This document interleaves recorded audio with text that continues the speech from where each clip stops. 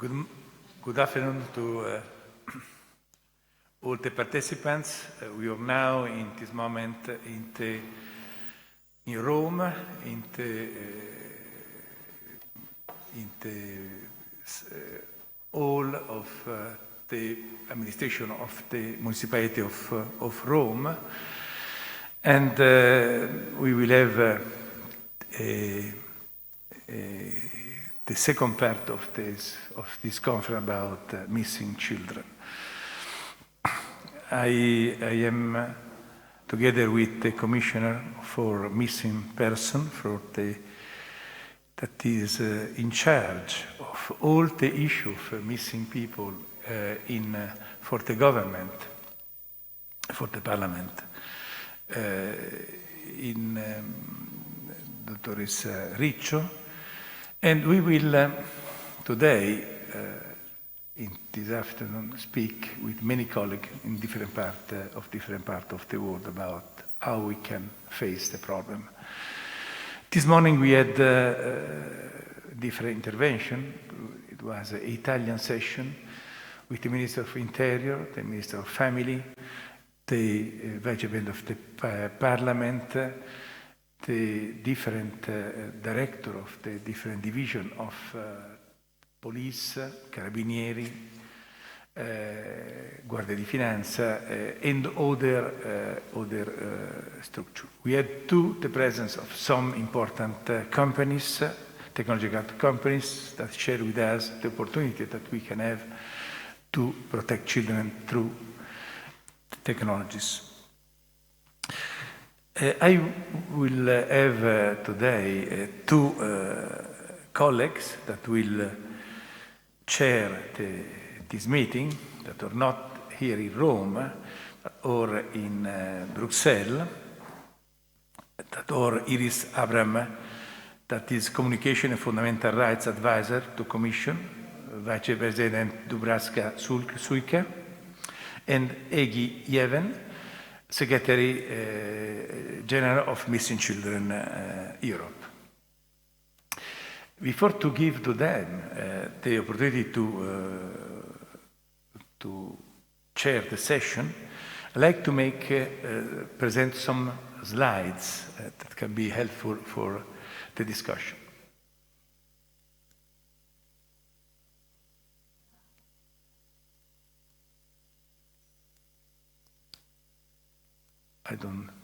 Yes.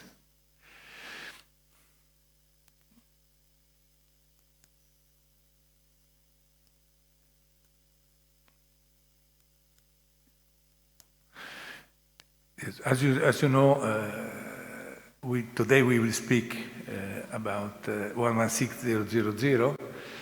That is our hotline in Europe that we promoted together with the Commission in different parts of Europe.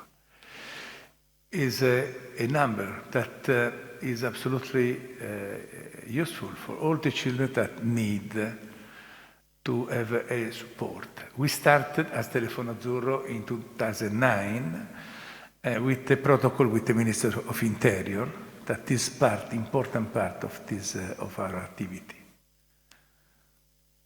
And what we did is do a collaboration with ICMEC, that is an organization that I'm proud to be member of the board.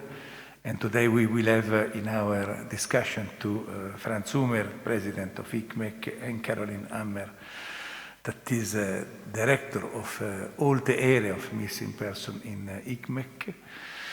And we signed this agreement between ICMEC. And ICMEC is support the idea of the missing person and missing children in the different part of the world for many years. And is an expression of international collaboration that is absolutely crucial in this area.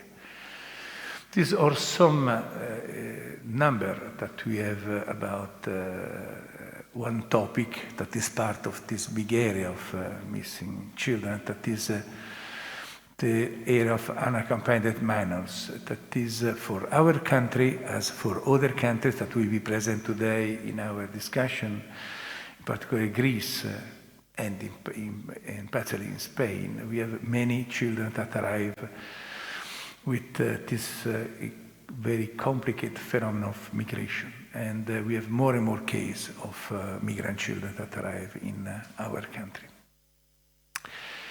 And the number of the unaccompanied minors are few. The few or the minor that call the hotline. I think we have to be more effective to protect them, giving them the opportunity to have the support. And I think the helpline and the hotline in particular have to be more effective for them.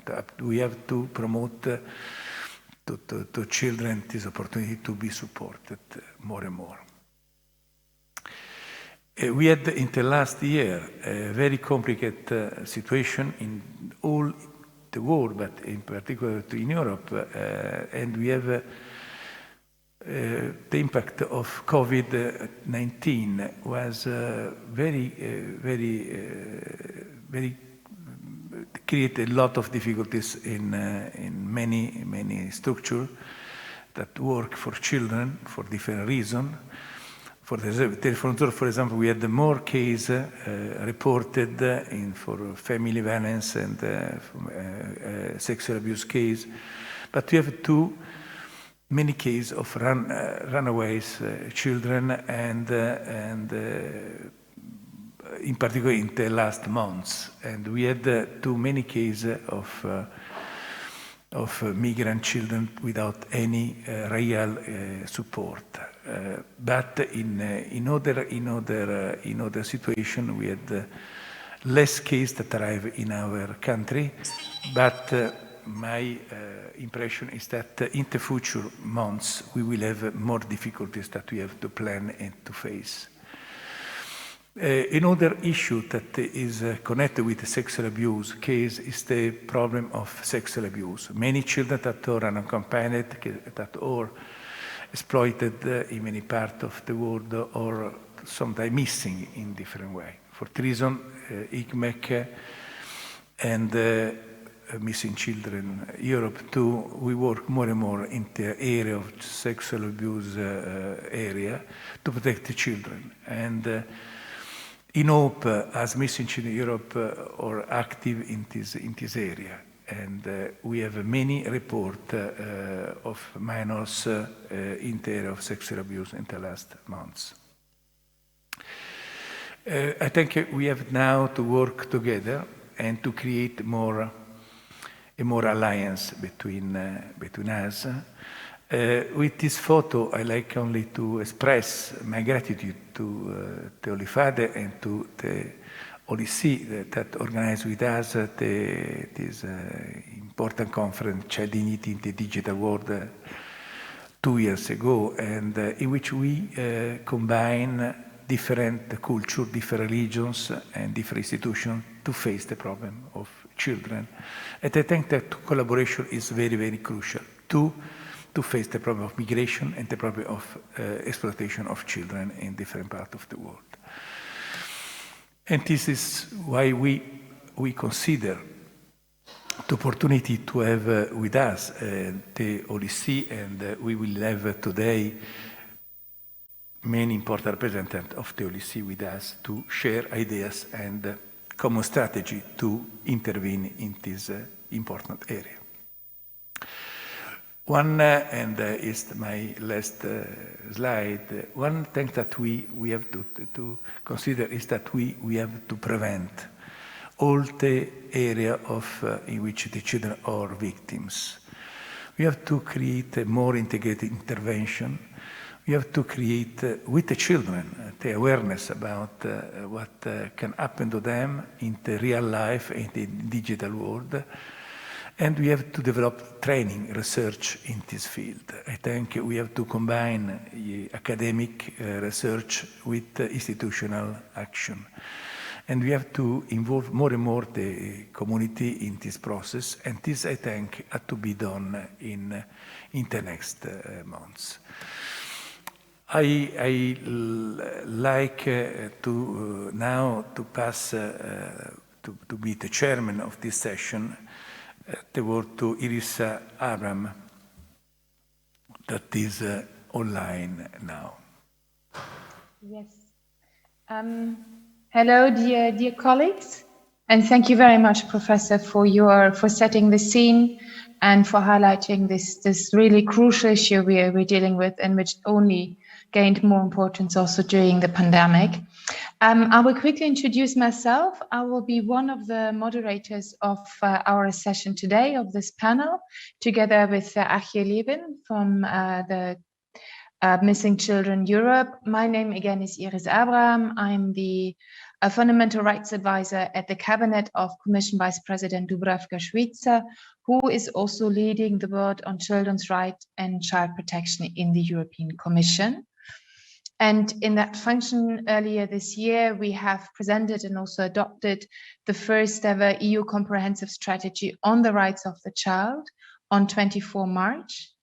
Comprehensive in the sense that we address a large array of issues affecting children in the European Union, but also globally. We look at child participation, we look at protecting children from violence, we look at child-friendly justice, the digital dimension, the socioeconomic and poverty dimension, and also the global dimension.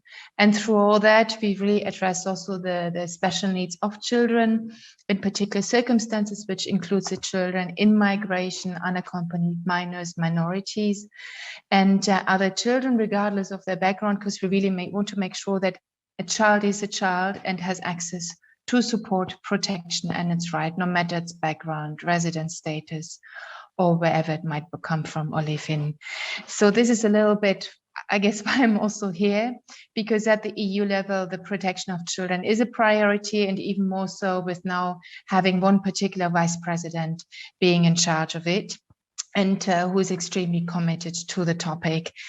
The issue of missing children, which is really a big, serious problem, is also addressed in the strategy, and the professor already set a bit the stage also when it comes to the vulnerabilities experienced by children in migration, unaccompanied minors, who are easy falling through the cracks, who much easier can go missing, but also find themselves in vulnerable situation in reception facilities accompanied by many adults, where this reception process and the entire border procedures are increasing, and they're not immediately taken up in charge. And you might have seen that also in last year, the end of September, there was the new Asylum and Migration Pact being adopted by the Commission. And there are particular provisions now for children that are unaccompanied minors, that they're exempt from border procedures, but also that they are appointed immediately a guardian in the state where they arrive. And this is actually very important also to already preempt a bit them getting lost, getting missing, if there is a guardian immediately assigned to them who can guide them through the process, accompany them, but also psychologically. So we're trying to address this from various angles. We're also calling on member states who haven't done it yet to improve and update the missing children hotline, the number 116 111 and 116 000, both for protection, both for missing, so that we ensure that at least the helplines are up to date. So we're very committed, but we also really thank all of you for the enormous work you're doing. And I'm very much looking forward myself to taking notes, to listen to you, to learn, and to see how we can better address this issue. So now, without further ado, I would actually like to give the floor to the first speaker in our very impressive panel, and I'm really saying I'm impressed. And this is Mr. Vittorio Rizzi, who is the Deputy Chief of the Italian State Police, Central Director of Criminal Police. And in the police since 1986, Mr. Rizzi has had an exceptional career. He has followed some of the most important investigations in recent history of the Italian Republic. And formerly Questore of Aquila, he's also the Deputy Chief of the Italian Police. So Mr. Rizzi It's an honor and a pleasure to listen to you, and the floor is yours. And just for housekeeping, I was informed that each of you was informed that you have 8 minutes to present your points and your ideas. So thank you very much, and over to you, Mr. Rizzi. I'm replying Mr. Rizzi, and I am Maria Josefa Cicca. I am director of the second Interpol division. Among the cases we have dealt so far, I do not want to talk about those we solved, which are a lot, but about the most complicated, the one referred to Chantal Tonello, abducted by her Hungarian mother in January 2012, when she was only 5 months. The woman left Italy to visit her relatives in Hungary for Christmas holiday. And the end of the holiday period, she told the Italian father of the child that both wouldn't have returned to Italy. The complaints of Chantal's father and the judgment of Italian court entrusting the child to him and ordering the immediate repatriation to Italian proved to be useless. The investigation of the Italian police, the searches abroad, the issue of a yellow notice on little Chantal and the red notice against her mother, the meetings organized by Interpol Roma in Hungary, and even the conviction of Salai to 4 years of imprisonment on 12 May 2021 were useless too. The mother is also on the list of the 13 most wanted fugitives in Hungary, but no trace of her has been found so far. Such a delicate and extreme case is being dealt also by the Interministerial Task Force for Abducted Minors establishment at the Ministry of Foreign Affairs, whose main goal is to promote the immediate and homogeneous response from the competent institutions and coordinate and accelerate the mechanism of action in case of child abduction. The abduction of minor Chantal Tonello has been lasting for 10 years. It is one of the most complex cases due to the enormous time spent. The difficulties with faced must not discourage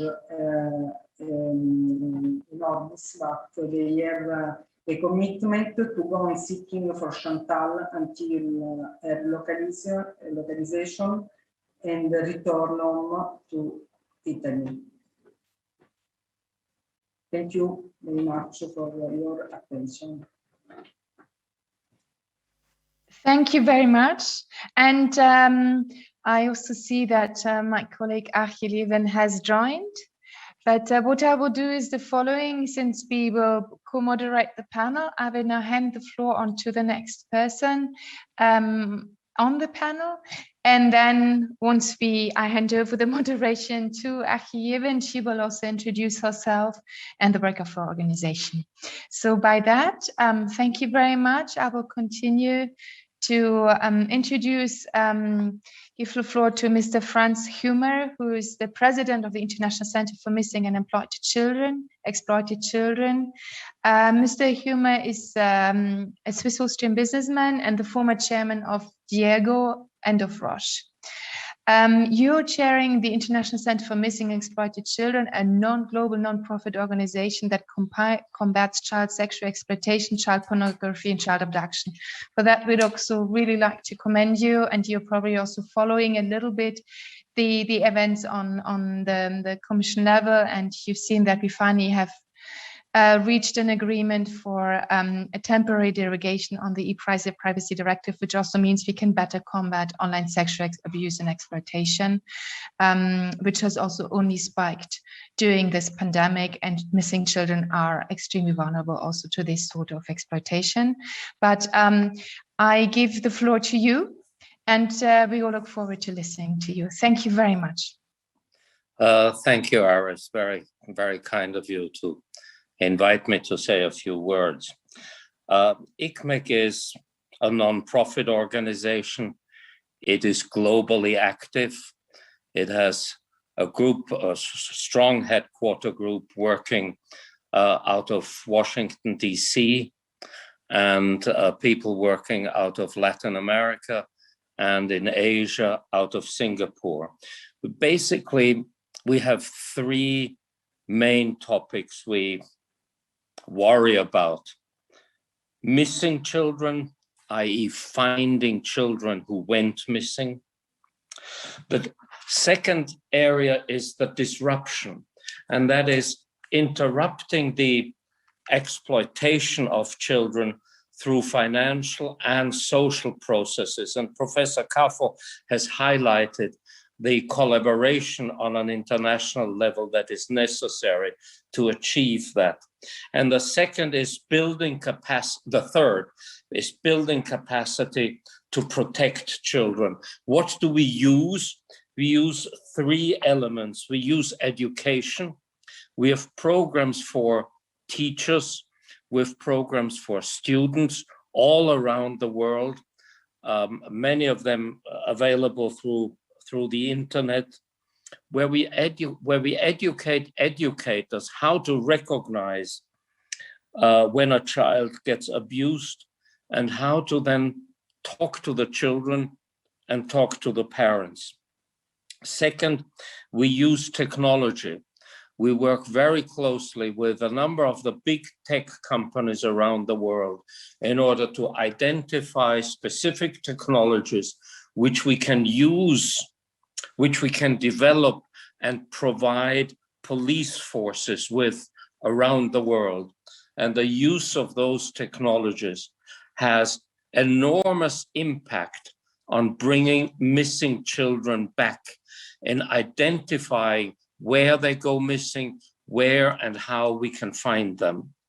And the third one is we carry out extensive research on the legal background, and Iris, you have referred to that in Europe, but not only here, also in Asia, to change the laws and to thereby make a true impact. I think I missed one point. We educate police forces.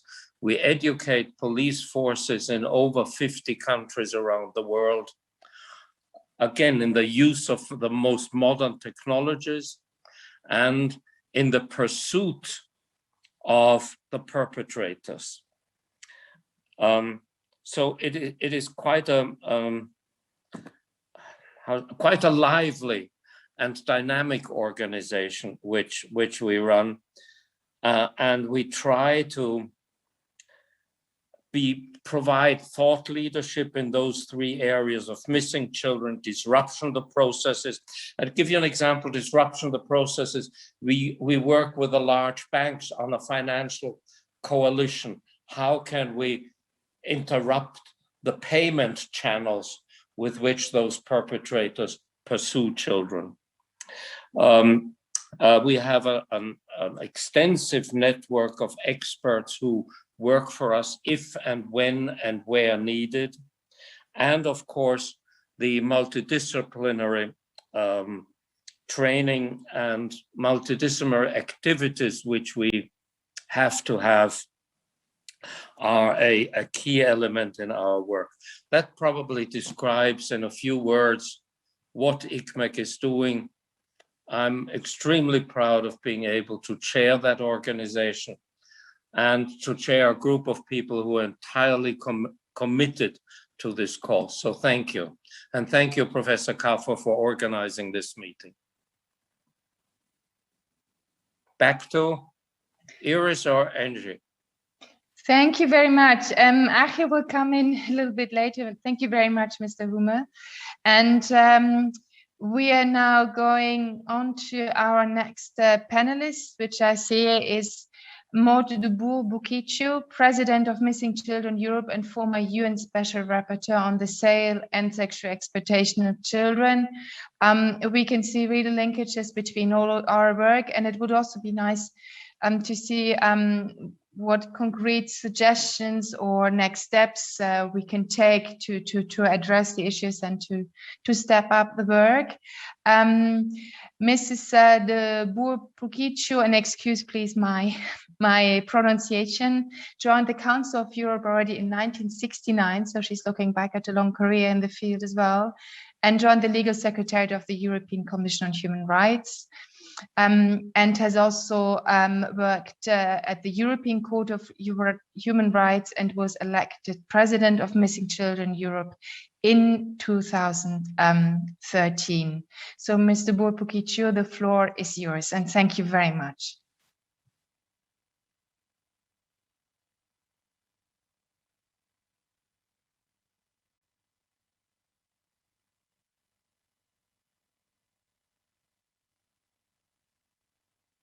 Good afternoon.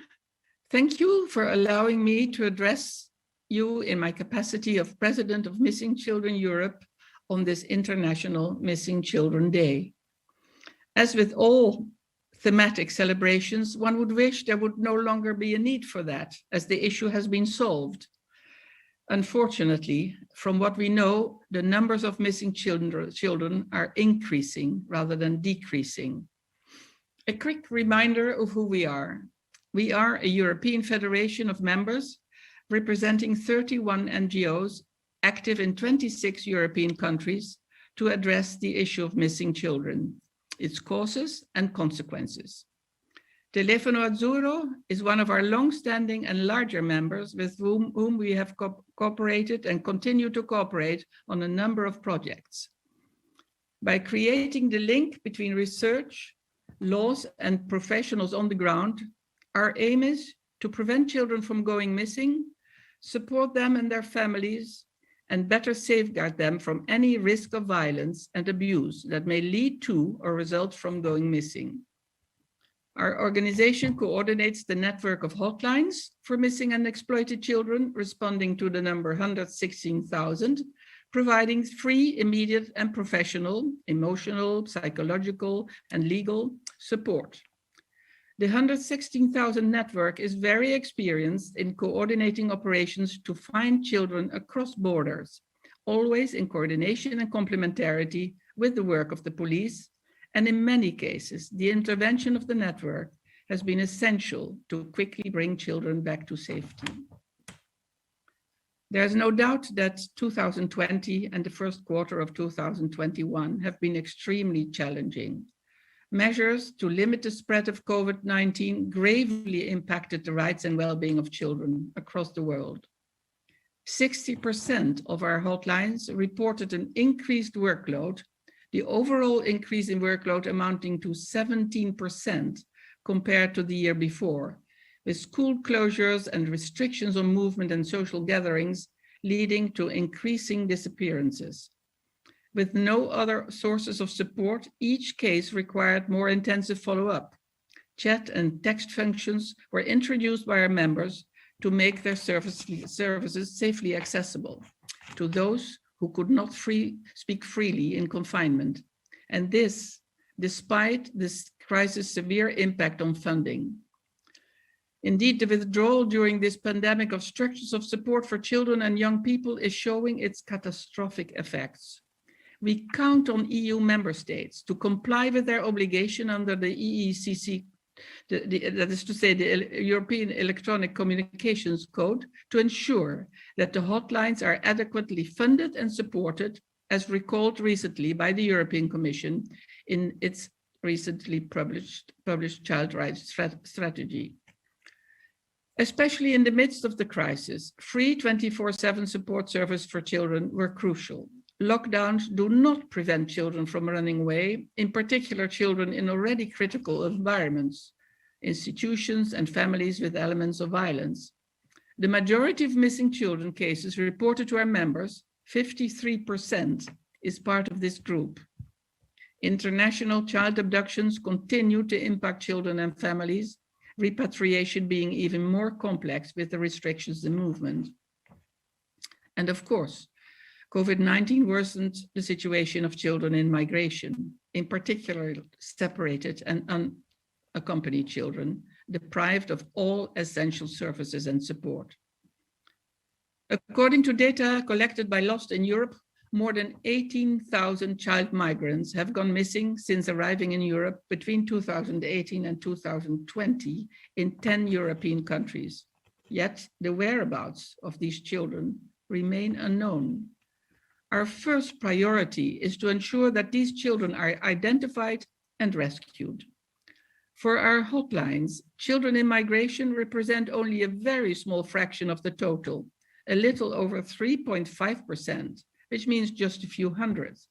Most of the cases were reported to our hotlines by frontline professionals. We are seldom contacted by the children themselves.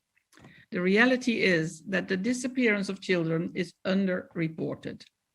And if authorities are aware, there is a lack of follow-up due to the lack of coordination among stakeholders in charge of the protection of these children and the persisting confusion regarding roles and the responsibilities of different actors nationally and across Europe, especially when the missing case is transnational. Lack of international cooperation on missing children in migration continues to make these children easy targets for smugglers and traffickers. One of the key stumbling blocks in making progress on the issue of children in migration is linked to prejudice and a dominant negative rhetoric regarding migrants. Some of our 116,000 hotlines, for example, are not even allowed by their national funders to take cases on missing migrant children. With our awareness-raising campaign, Tiny and Apollo, we are trying to shift the policy narrative for our societies to become more inclusive, starting from a very young age.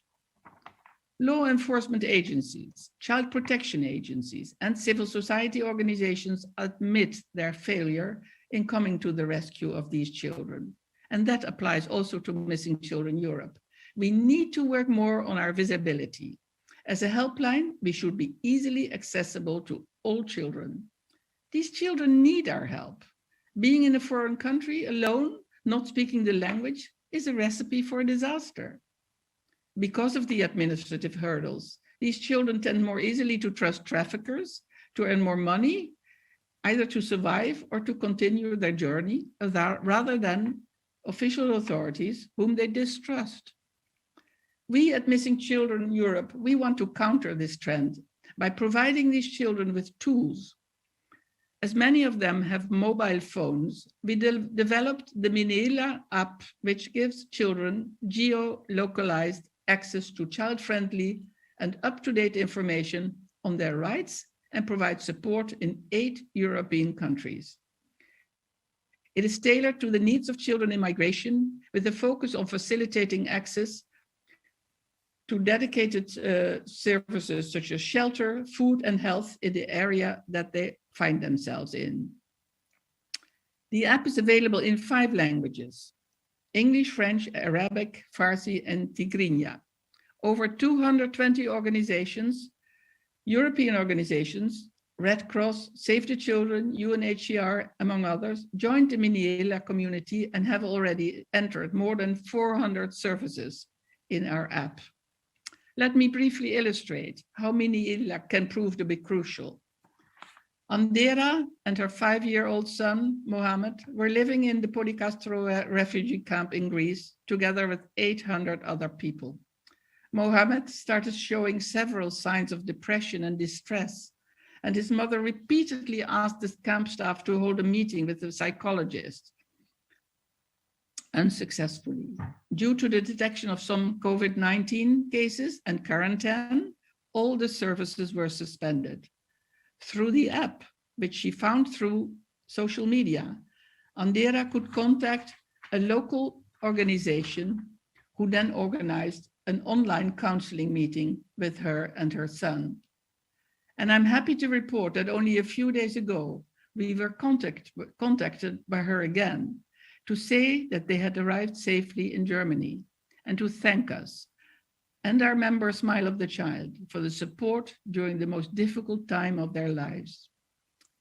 Ladies and gentlemen, while we witness a slow return to normal within the European region, we really need to reorient our thinking and our action. There has been a lot of talk about COVID dividends, about how we use this opportunity to rethink, refocus, and reinvest what really matters to us as a society. It is obvious that on the medium term, resources will need to be directed to battle the COVID-19 aftermath. If children really matter to us, that should mean investment in countering the fallout of the crisis on children and supporting them in recovery from stress and anxiety, which are conducive to their disappearance. At the same time, while conflict and violence continue to rage across the globe, we in Europe need to focus on what additional support needs to be put in place for children fleeing war and hunger. This is our collective responsibility within and beyond the EU border. Thank you for your attention.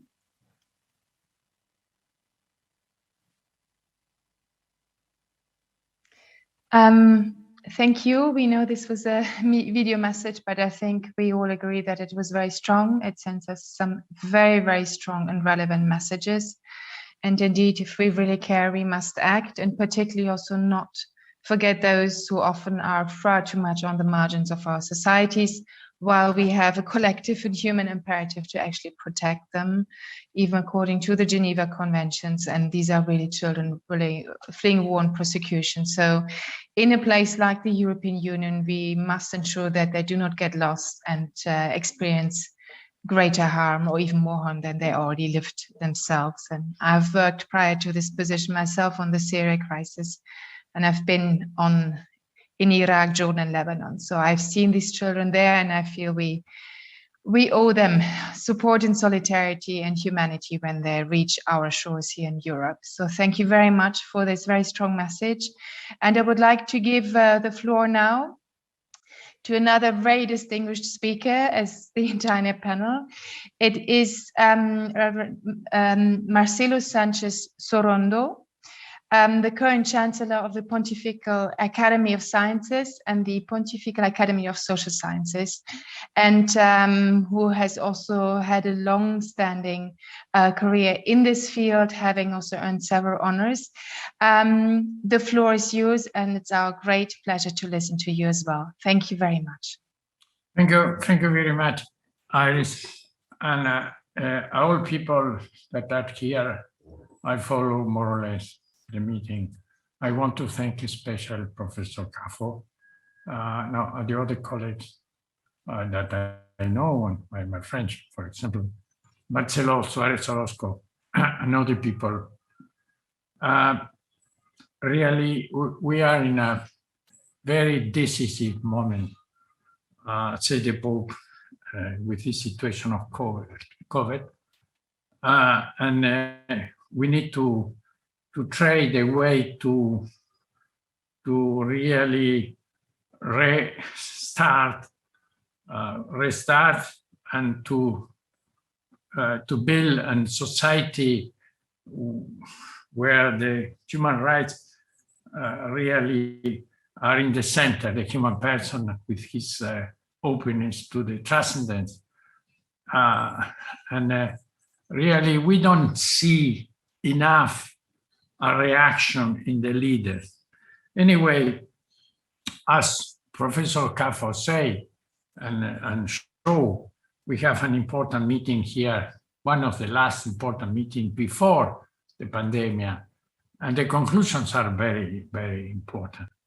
And I think the idea that we have is this: the dignity of the child in the internet world today, changing media in changing world, and especially the meeting that we have with the dignity of child in the new world, the media.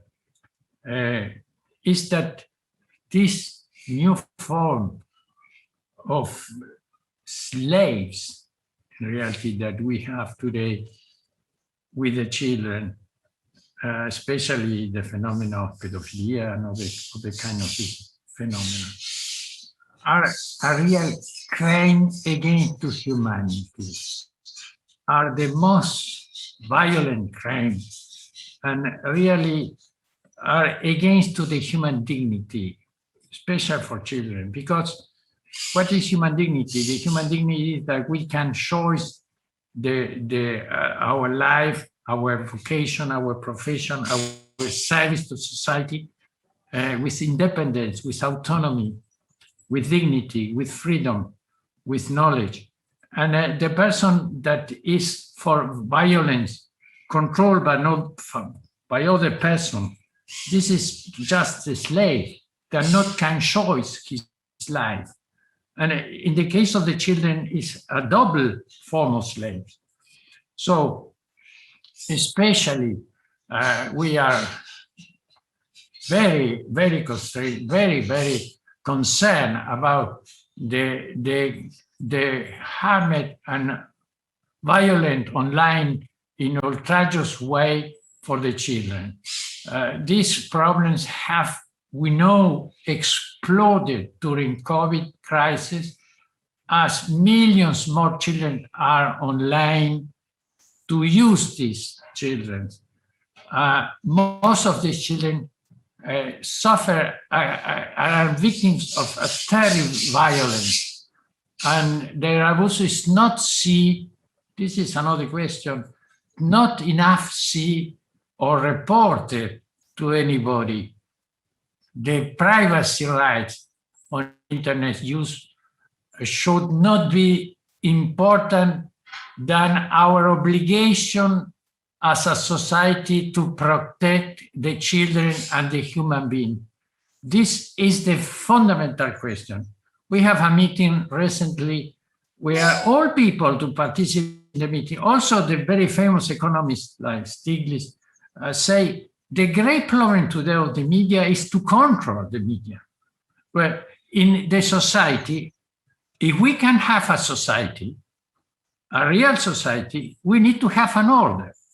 And the order is in relation to the common good. And this is clear that if we don't have an order, we don't have society. We have the destruction of the society, especially in these things. So today, the great question is the media collaborate or not collaborate to the common good of the society, the global society. So, and really, we have some doubt. Is this great new instrument of the media that we have today for communication is really a communication in the good, or is a communication only to have money, to have more power, and to have corruption, moral corruption? Is we can have some kind of intervention of the privacy in media for defense the countries, the sovereignty of this kind of things. We need also to can have some intervention in the privacy to defend the human dignity, especially of the children.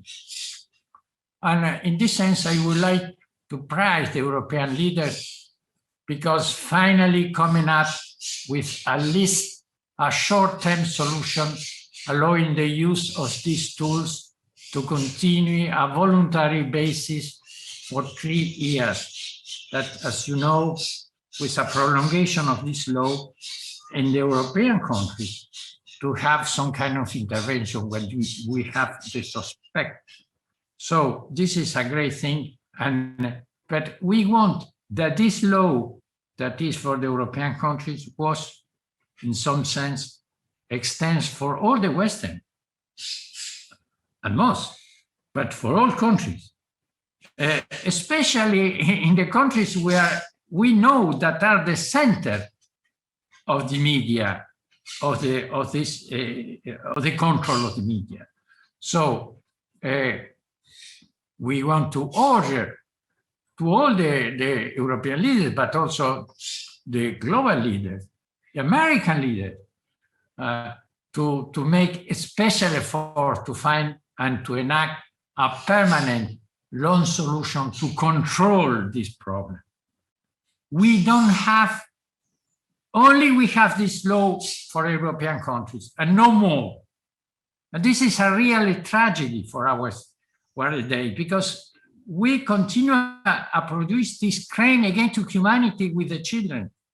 So this is tragic. I would like to emphasize that we need the support, the individual. Of course, we want to support the individual privacy rights, but we need also to have support, to have some kind of control. And when we have some clear suspect of the problem, that we can have an intervention, as we do in other things. Look, when the media don't want that the President Trump continue to give information because they say that it's not true, the information that he sent was some kind of intervention. That is to say that we can make intervention.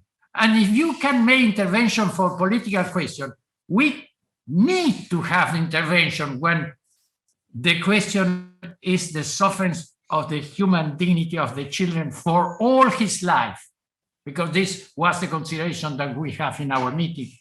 The problem is for all his life, remain for all his life.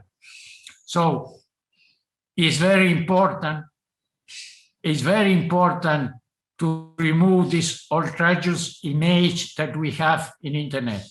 But it is more important that we can identify, localize, and also rescue the child victims, and then get them help to really come back to the normal life.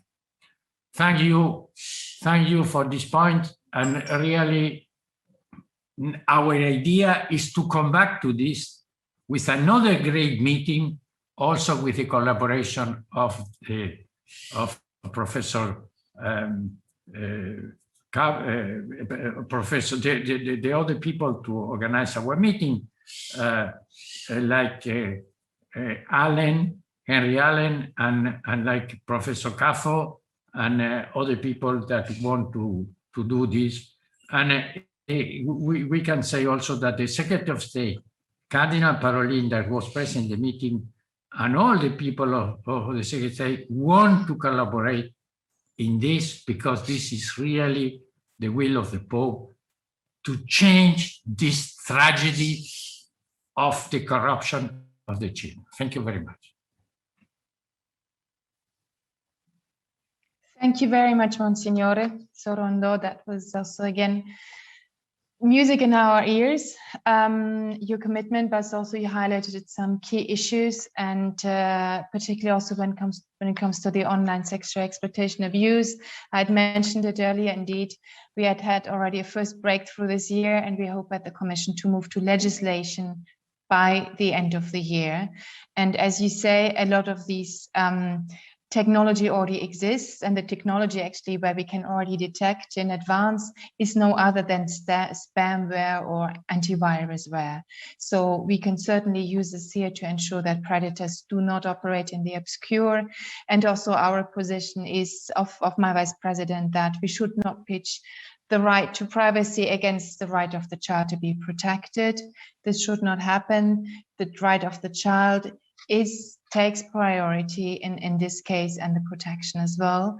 And we also see that unfortunately in Europe, most of the material is hosted. So we're also exploring the possibility to set up a center here to also record these cases, take stock of them, prosecute them. And you also mentioned in the end one thing very important, which is supporting the victims. And last year, we have also adopted a strategy on victims' rights, where we also put a strong emphasis on helping child victims as well to recover from any form of abuse, that if they were subject to it, they can still hopefully find their way back into normal life, but key is to prevent it. So thank you very much, Monsignore, and I would like to now give the floor to the next speaker on our panel, which is Reverend Christopher Mahar, Vatican official and the Dicaster for Promoting Integral Human Development. You have also have been appointed to the Dicastery of the Promotion of Integral Human Development at the Vatican, and has served as the Holy See's Permanent Observer to the United Nations in New York, amongst many other interesting and very important appointments. So the floor is yours. Thank you very much. Thank you. I wish to graciously thank Professor Caffo, certainly, and Telefono Azzurro, and the Extraordinary Commissioner of the Government for Missing Persons for organizing today's event as we observe the International Day for Missing Children. One of the top priorities of Pope Francis from the beginning of his pontificate has been the care and the protection of vulnerable people. In 2017, he established the Migrants and Refugees section of the Dicastery for Promoting Integral Human Development. And one of the preeminent concerns of that section, which falls directly under the leadership and oversight of Pope Francis, is the plight of children and unaccompanied minors in the precarious conditions of migrants, refugees, or as internally displaced persons, or IDPs.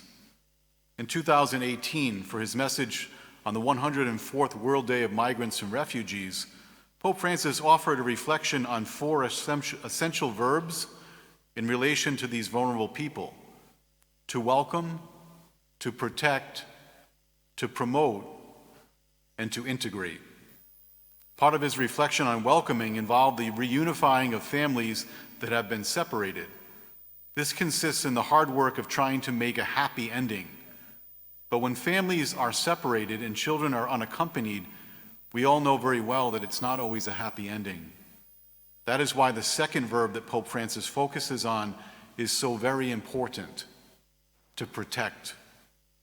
Protection begins in one's country of origin, writes Pope Francis, by providing reliable and verified information to families before they depart.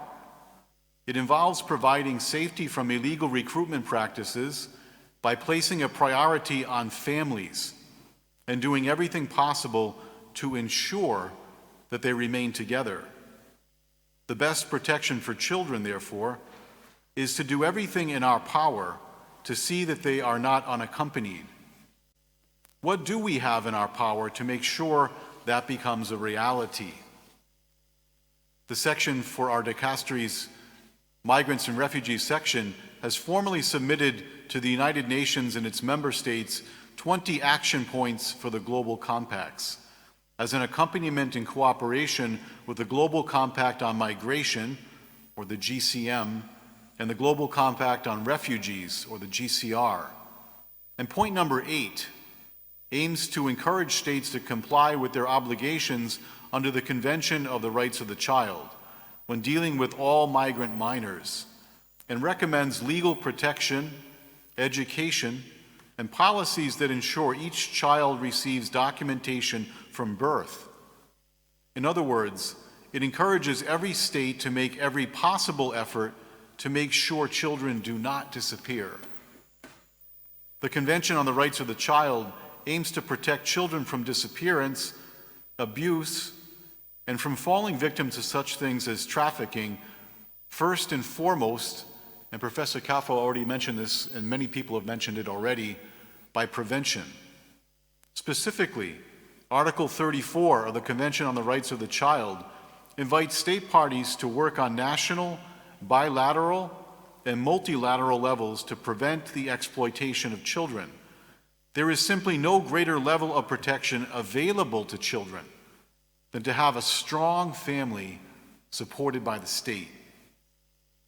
The alternative to strong families and adequate state protection is brokenness of family life and forced migration. Pope Francis has indicated how this opens the way for the often invisible scourge, which we've also talked about here today, of human trafficking. Children in particular are vulnerable to this vicious fate, and especially when they are unaccompanied by adults.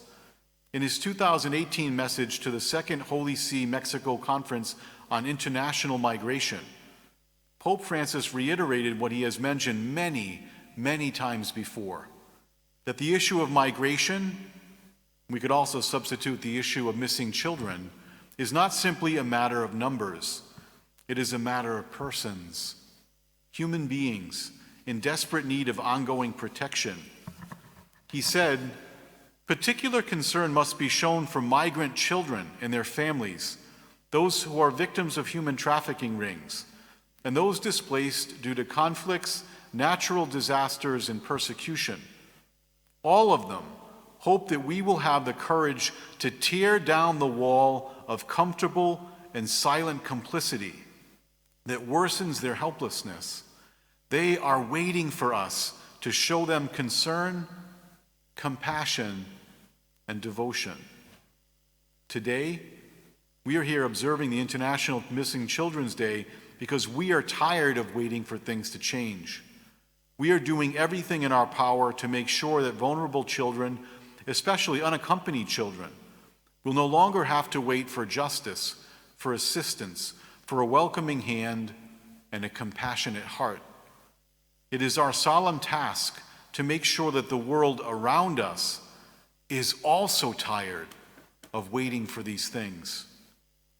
In his message for migrants and refugees this past year, in 2020, Pope Francis focused on internally displaced persons, or IDPs. And he noted how IDPs are often the unseen tragedy that the global crises caused by the COVID-19 pandemic has only exacerbated. The plight of these vulnerable people has often fallen to the bottom of national political agendas, he said. And he said, I quote, "This is not the time for forgetfulness." He went on to speak of very practical ways that we can help by becoming knowledgeable about the situation in order to help, by being close to those who suffer so that we can serve them, by listening, sharing, and being involved in their lives so that we can promote and protect them. But I would like to close with the last practical suggestion Pope Francis gave, that it is necessary to cooperate in order to build. He warned against the temptation to jealousy, discord, and division among those who should be working together in order to help vulnerable people.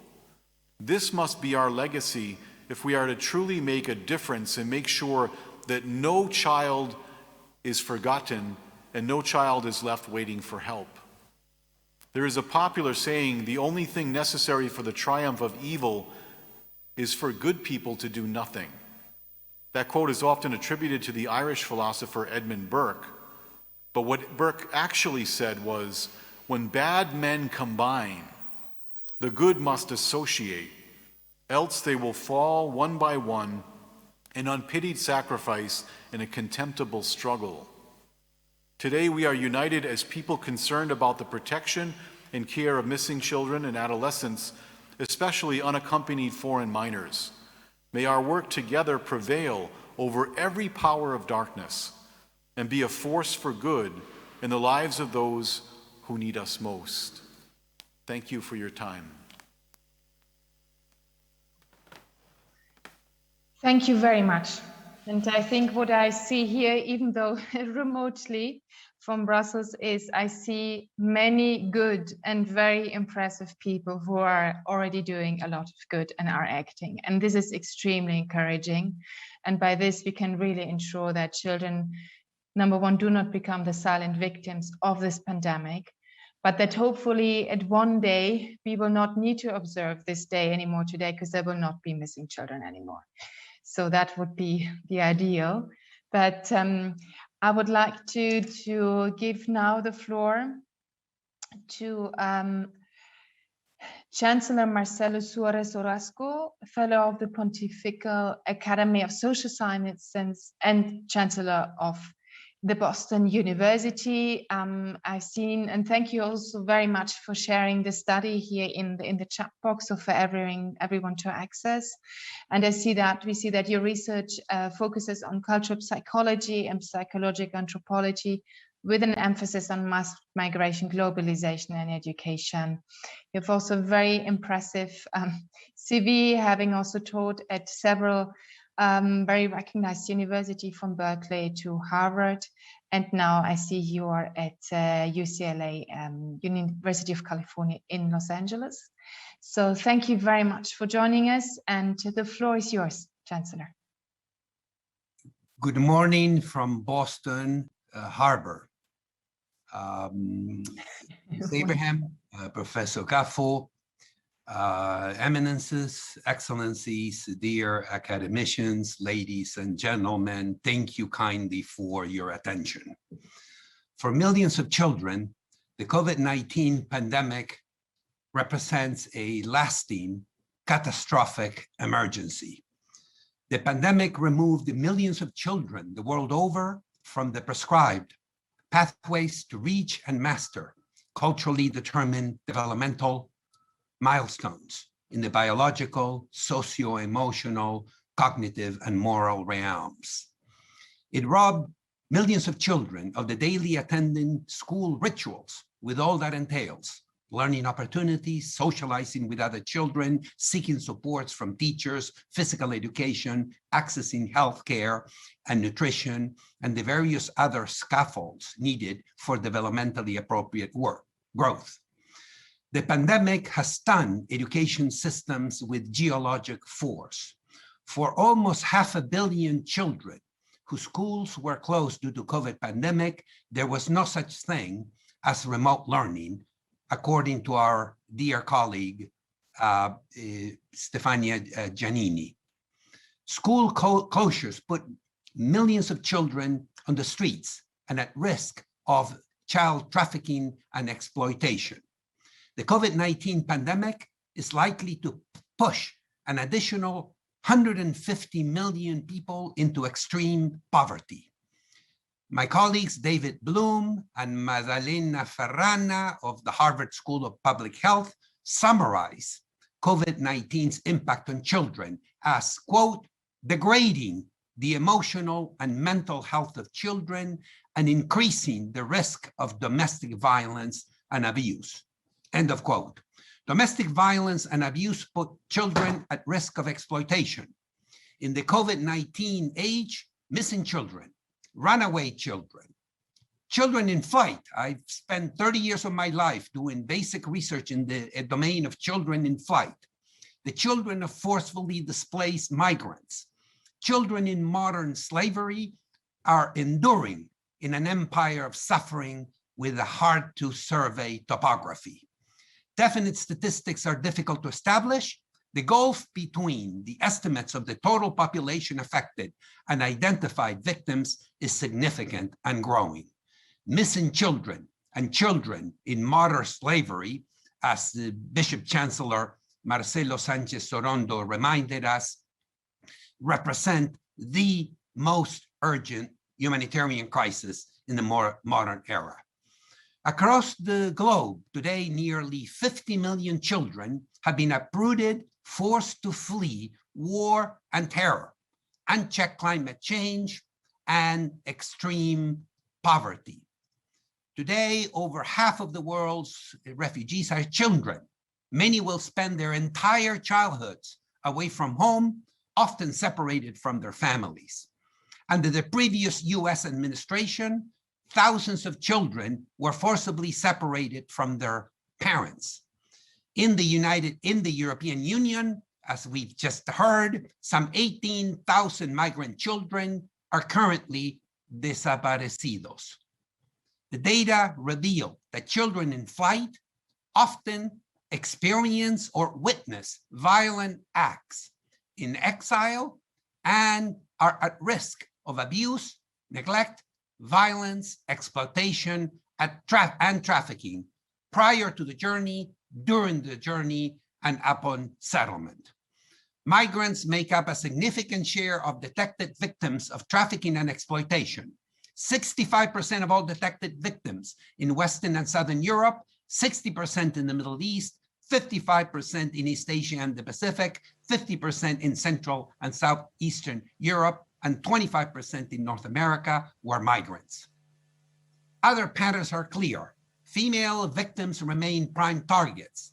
In 2018, for every 10 victims detected globally, 5 were adult women and 2 were girls.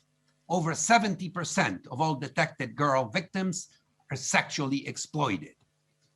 The special horrors await missing and trafficked children whose fragile bodies and minds are shattered in calamitous human debasement and putrid sexual exploitation. Missing children in conditions of sexual slavery, including, as Bishop Chancellor Sanchez Sorondo just mentioned, including online slavery, endure a world they are neither physically, maturationally, or psychologically able to cope with. Missing and exploited children suffer far-reaching physical and psychological consequences. According to the United States State Department, quote, sex trafficking has devastating consequences for minors, including long-lasting physical and psychological trauma, disease, drug addiction, unwanted pregnancy, malnutrition, social ostracism, and even death, end of quote. According to a major study by the American Psychological Association, missing and exploited children commonly suffer from multiple physical injuries and lasting psychological scars.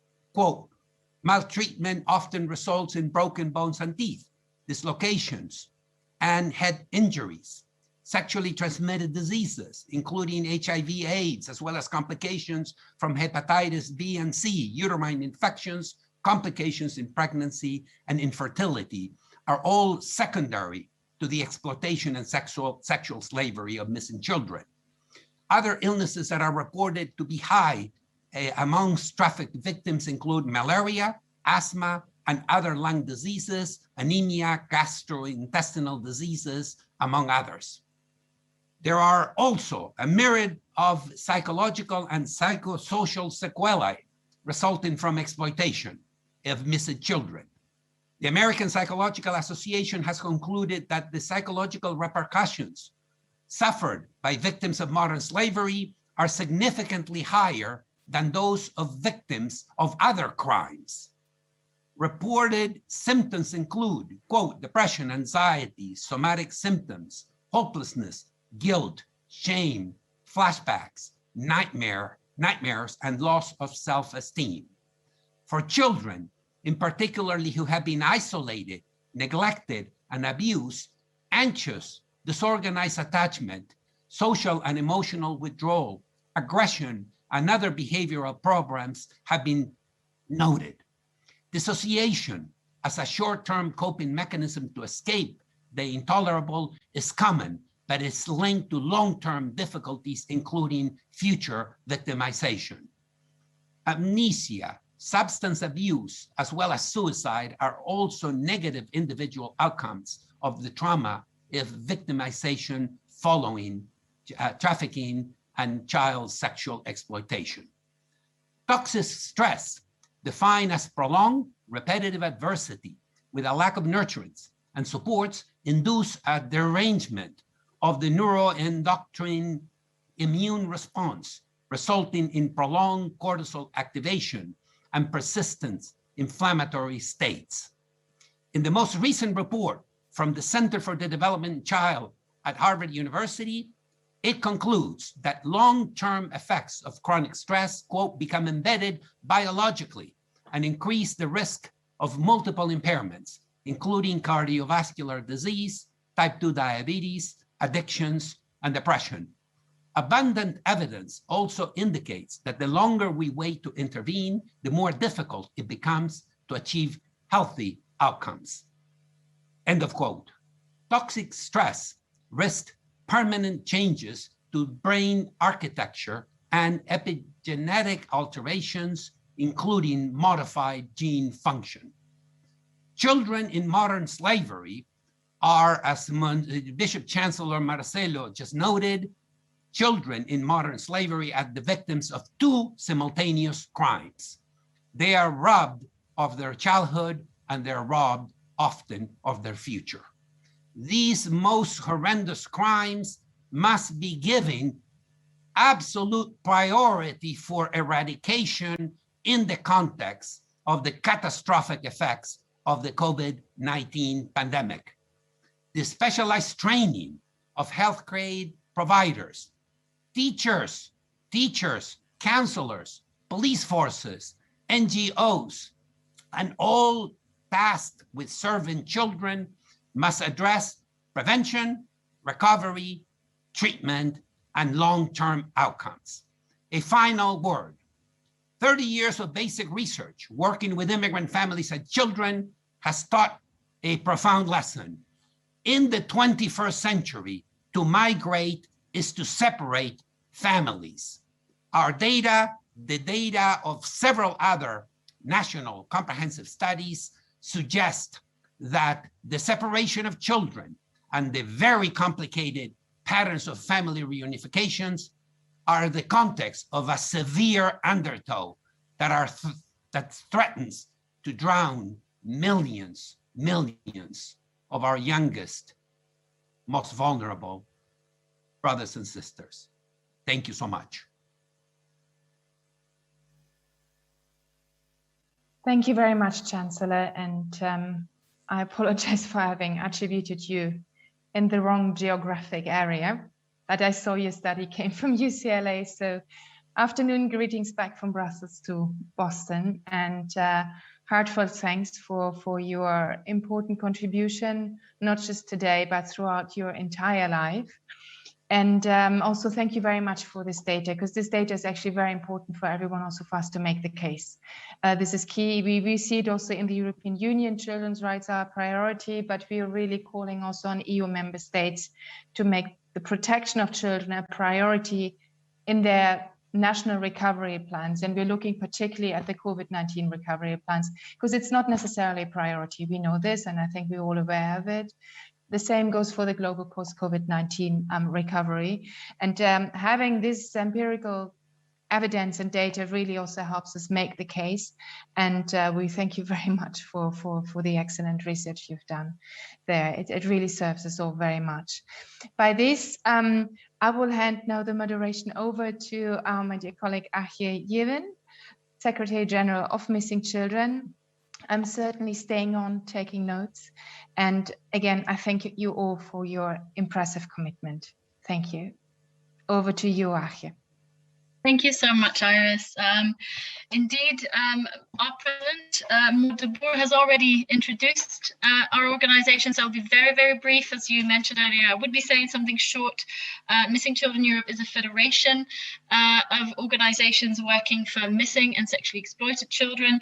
We are a network, a member network, and one of the esteemed members is Telefono Azzurro. So I also want to start by thanking Professor Caffo for inviting me here today. And I have the pleasure of introducing a few of the organizations and of our members that we work with today. So as Maud de Boer mentioned, we do research, we provide tools for search and prevention, we do advocacy for policies across the EU, we do training for professionals, and most of all, and most importantly, we facilitate and encourage cross-border cooperation. I think that's one of the main themes of the rest of this panel, is how do we work better together across borders to find these missing children and to rescue them. One of our main achievements in the past has been the setting up of the network of 116-000 missing children hotlines, and that will also be one of the themes that's still to be explored in this panel. I won't be talking about us much further, and just go on to introduce one of the first speakers and also one of the organizations that we have had the pleasure of working with for quite some time. This is Caroline Humer. Caroline is the Vice President of the International Center for Missing and Exploited Children. And before joining ICMEC in 2006, Caroline also has significant experience at the National Center of Missing and Exploited Children. She was there the staff analyst for the cyber tip line, which is where tips on children being exploited online come in. She was born in Switzerland, so she has a European angle as well. And she grew up in England, attended the UWC Atlantic College, well-known college, and Nottingham University before she moved to Washington, where she joined NECMAC. Caroline, the floor is yours. Thank you, Ange, and thank you everybody for an amazing panel already. And thank you, Professor Caffo and Telefono Azzurro, for organizing today. I will try to see if I can share my screen. I'm seeing, I think it's probably easier to have some slides as I will share some numbers. So making sure that this will actually work. I hope you can see my screen. Let's make sure that it is. There we go.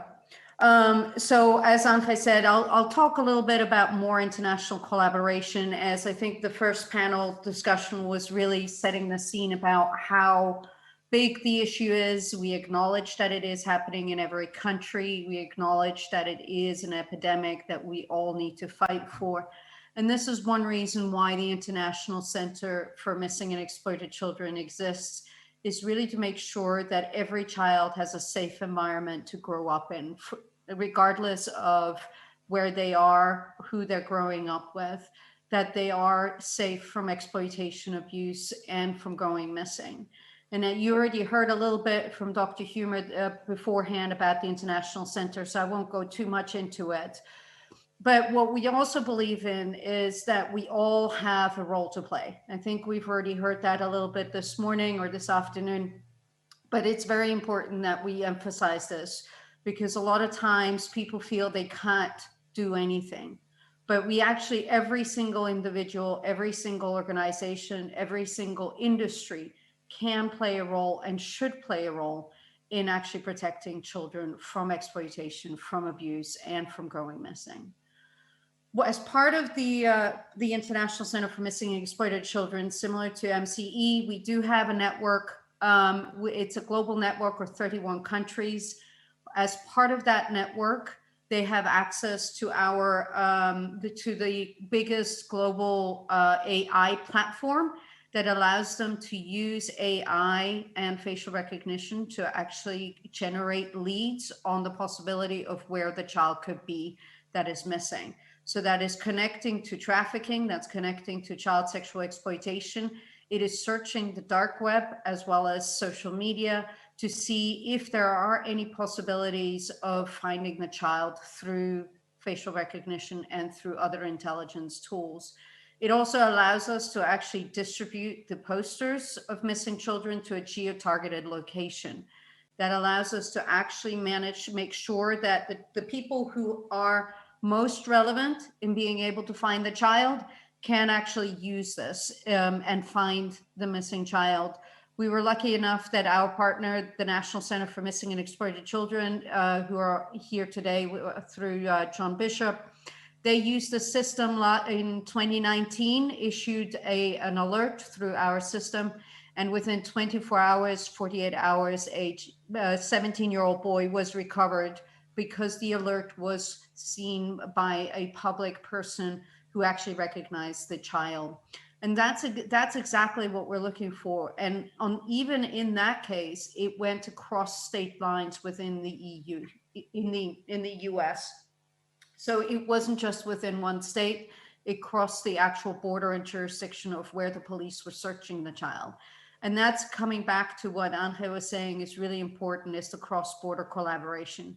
We need to be able to understand what is happening in other areas, in other jurisdictions, because this issue of missing children, it's similar to exploitation, has no borders.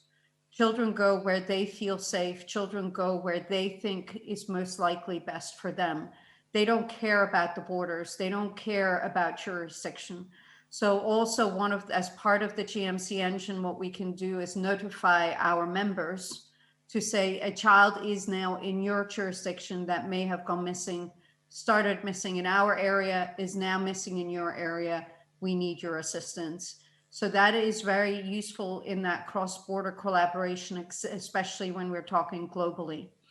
Additionally, just a few statistics on missing children. I know we've had some statistics from Europe. These are some of the broader ones globally that we know of, just to give us the scale of it. As the previous panelists already said, we don't really actually know the global scale of this due to various reasons of not knowing how many organizations, how many law enforcement are actually recording the cases and how they're recording it.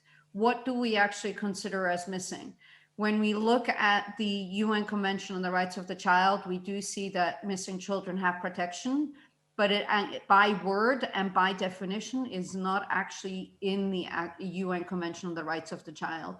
So one of the things that we are working on is actually trying to build a common definition around the issue of missing children that can be used globally. But let me just talk a little bit about more the international collaboration, because it is important that we work on those. And I've sort of put them into 3 buckets: training, awareness, and actually understanding the scope. Let me start with training. We need to actually have training availability for our first responders, for the charities, for the healthcare providers who are working with the vulnerable children. They need to know what the symptoms are to look out for when identifying children who are vulnerable, who may go missing or are at risk of going missing, as well as then giving law enforcement and the people who are actually searching for the children.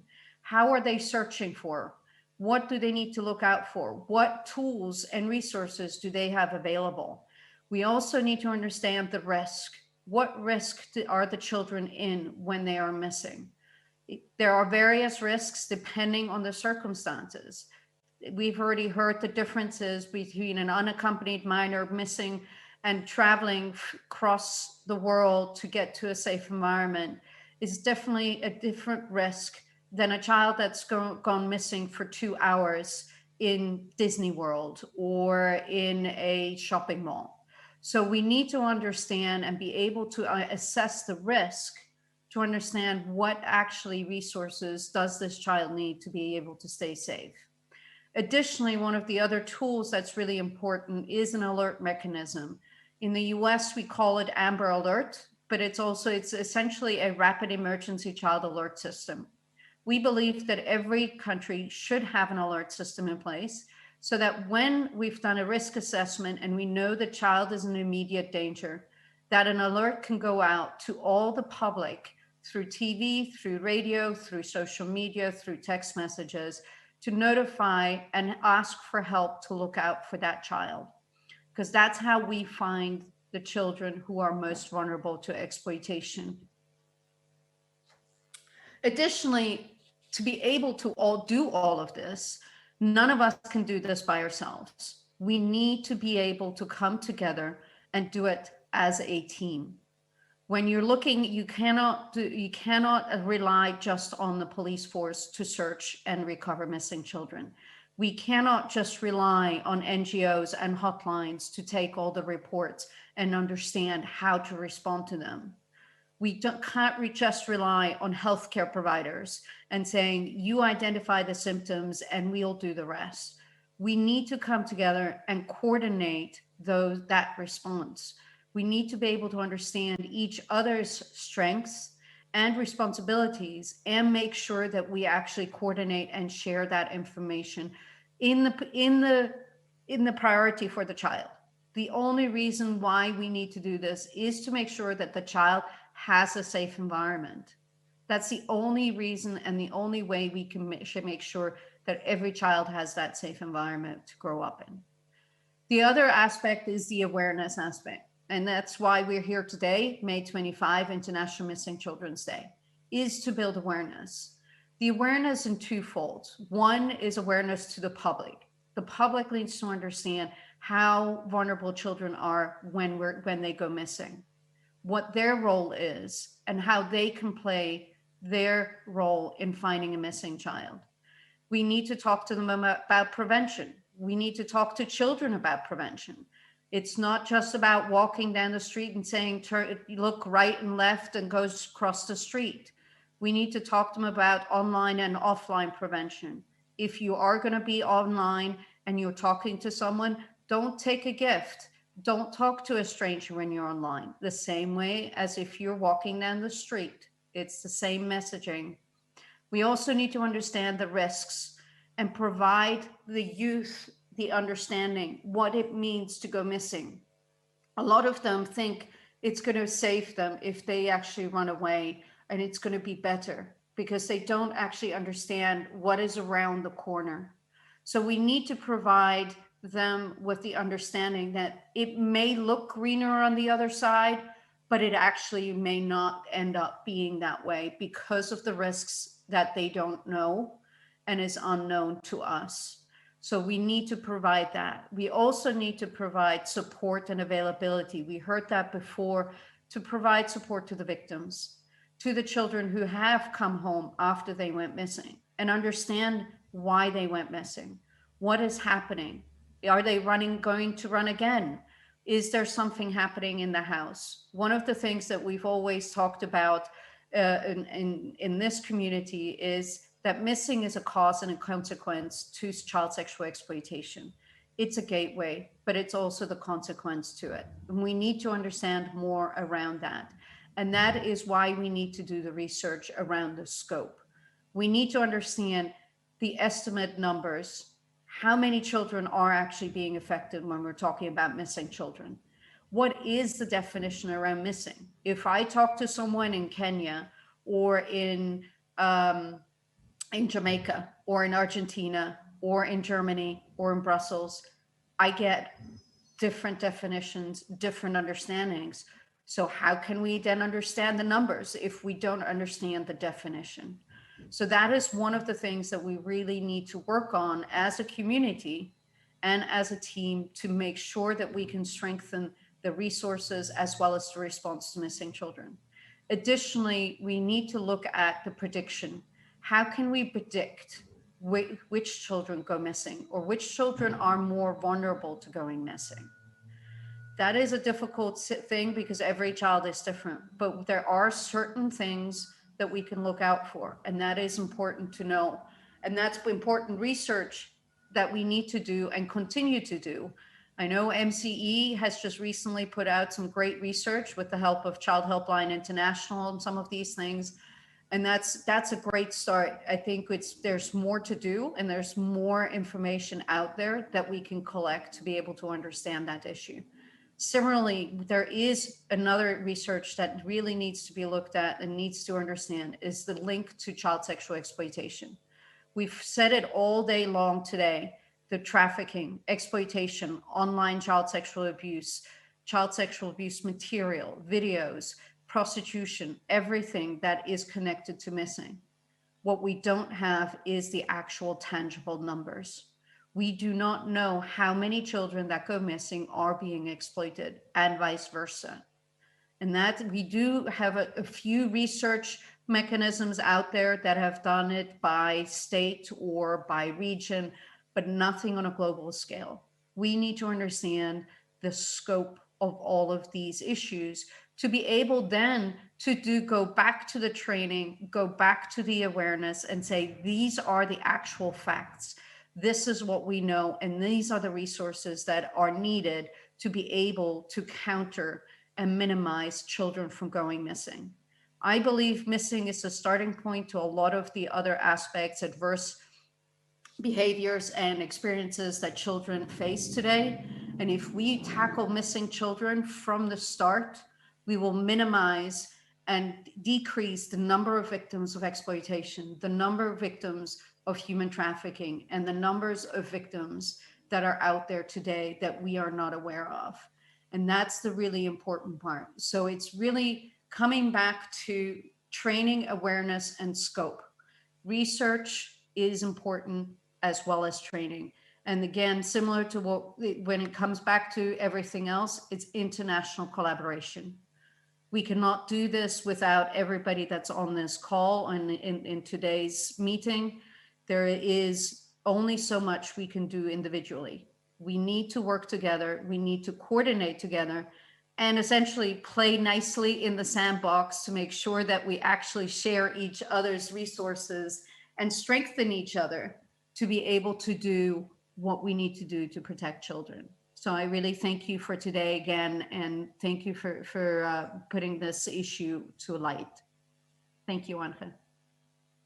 Thank you so much, Caroline. And indeed, I think many of the things that you mentioned are the similar things that we struggle with at European level. And I know that the resources that you provide are useful to our members in Europe, but are even more useful to countries outside of Europe, where there's even less support for the difficult issue of missing children. It's not on the radar everywhere as it is in some countries. But yes, very recognizable issues that you're bringing up. And I just wanted to highlight the issue of the numbers and the scope, particularly in Europe as well. We have actually no idea of how big the scope of the issue is because of this lack of reporting. So even at European level, where there was a report in 2011, published in 2013, so the numbers are from 2011, it was published in 2013, and we have nothing more recent. So this is something which we've talked in the past about, that we would work together on to really advocate for numbers being made more public, and really working on shared definitions, working on forcing member states to publish these figures and really be more public about this issue. And I hope in the European child rights strategy, at least, there is the intention of publishing better numbers on children, and we've advocated for missing children to be part of that intention. But definitely it's something we should work on a global level, because the definitions are so different. And I also wanted to highlight what you mentioned about what happens after children are found back. We need to know why children go missing, and it's such an important thing that we follow up cases of missing children. Once a child is found, we need to find out why did they go missing, what happened in this child's life that they thought they'd be better off somewhere else. And I think that's really a key issue, which indeed came out of the research that you mentioned, the radar research, but that I think where we should work together, because I know that some countries have good practices on this, on how they do the follow-up and return home interviews, and we can very much learn from each other in that area. So thank you for this important contribution. Next off is the National Centre for Missing and Exploited Children. I'm very pleased to introduce to you Dr. John E. Bischoff III. He's the Vice President of Missing Children Division at NCMEC. He is an engineer and has previously worked for AOL and also for the FEMA, so emergency management in the US. But in his role at NCMEC, he's responsible for the oversight of all missing children cases, both in the US and for those children who are taken abroad. He's responsible for all case management, for the hotline operations as well, and with locations across 5 regionally based offices. So thank you for being here with us, and I look forward to hearing your perspective on the issue.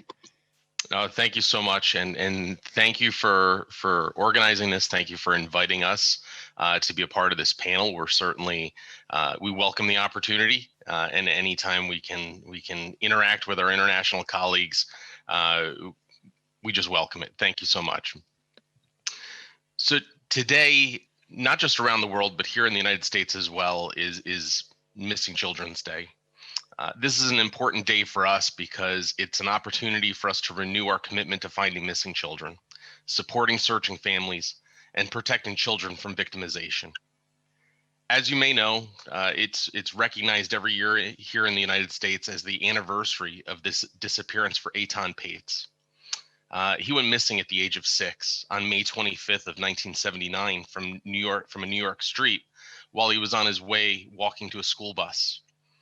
It is in his honor and the recognition of all missing children that we observe this National Missing Children's Day here in the United States. Now, the National Center for Missing and Exploited Children, we were started in the wake of tragedy. One of our founding members, John and Reve Walsh, had their son Adam abducted back in 1981. Reve, the spouse, the wife, had Adam in a local store, went 1 mile over and never had seen him again. He was abducted and subsequently murdered. His body was found a few weeks later, tragically. Their efforts and through their experience and tragedy helped start the National Center for Missing and Exploited Children in 1984. While Adam was missing, they were amazed that just a few kilometers away, a few towns over, they did not know about Adam's disappearance. They were shocked back in the 80s, back in the 1980s, that other police agencies were not actively looking for Adam. They didn't know he was missing. They were driving his poster all over the state of Florida, trying to give it out to police stations so that those agencies could become involved in the search for Adam.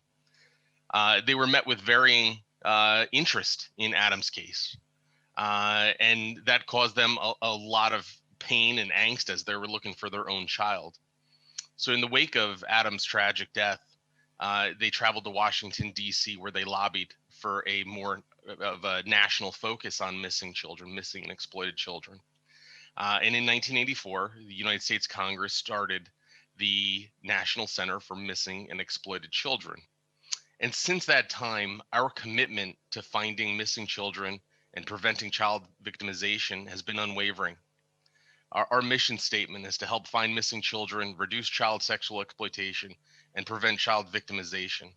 Within these three areas, we continue to build out our functionality, our processes, all with the focus of helping the child. Our NetSmarts education program is used within thousands of school districts across the United States. Our cyber tip line receives millions of reports per year from the public and from industry technology partners. And our Missing Children division work to identify threats the children face and build countermeasures to find these children quickly and link them to the support services that they need.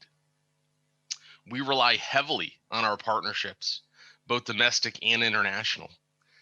We have partnerships with different federal law enforcement agencies, other child-serving organizations, both domestic and abroad. We certainly cannot forget our technology partner organizations who not only supply us funds to keep our mission going because we are a nonprofit organization, but also supply us with the technology and the future of where things are going so we can better plan for how to best protect these children, not just today, but 5 years from now, but 10 years from now, where technology is going. For children leaving the United States, most often it's a family abduction involved case. Not solely, but mainly. Each year we assist with nearly 3,000 different family abduction cases. Of those 3,000, about 20% are taken abroad. And that's where we lean on our international partners to work to locate these children, work to bring them home safely. We do assist with cross-border issues, especially unaccompanied minors, where there is a nexus to the United States. Parents reach out to my organization often to see if we have record of their child being within the United States. We coordinate with our federal United States Customs and Border Protection to see if the child did in fact cross the border, did in fact make it to the United States, but we refuse to be the final step in that parent's search to find their child. If there's no US nexus, we engage with our international partners, international child-serving organizations to best provide that family resources in their continued search for their child outside of the US borders. For COVID-19, we've been adapting to the challenge of searching for missing children during the COVID-19 era. From making sure our teams are connected to all the resources while teleworking, to having our call center take reports remotely, we have not slowed down our efforts to find missing children. We have assisted with cases where children have run away out of frustration with quarantine restrictions, and cases where parents with visitation rights have not returned the child because of COVID-19 concerns. The reasons for disappearing may look different, but our commitment to bringing these children home remain the same. Now, over the past few years, our numbers, both missing and exploited, continue to rise. The threats these children face is also on the rise. A modern world has its advantages. I think we all realize that. But it also provides new and emerging threats to these children. As we know, there's no international border on the internet. Online enticement cases and child sex trafficking facilitated over the internet are two key areas we're greatly focused on. Online enticement reports have increased nearly 98% from 19,000 in 2019 to nearly 38,000 in 2020. Reports to our cyber tip line have also increased by nearly 30%, with 16 million reports in 2019 to over 22 million reports in 2020. Missing child reports have also been on the increase over the past few years. Now we're assisting with nearly 33,000 missing child reports per year. That's up from roughly 12,000 back in 2010 when I started with the National Center. Now we have the technology, the commitment, the dedicated staff, and the international partnerships. When you put all of these things together collectively, all of us collectively, we should be unstoppable in helping missing and exploited children.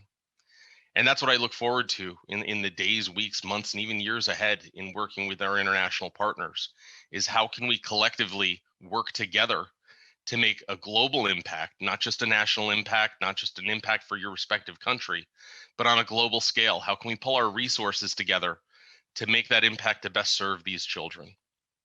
And once again, I thank you for this collaboration. I look forward to the ongoing discussions to support these children that are in the most need. Thank you so much for that interesting contribution. And I just have to commend again Professor Caffo for bringing together such a fantastic panel. It's really interesting from a European perspective to hear from NICMEC, which is a big and well-resourced centre. In our view, well-resourced. I'm sure you could use more resources, but it's just fantastic to see all of the different things that you are doing, which is for us not always easy to do.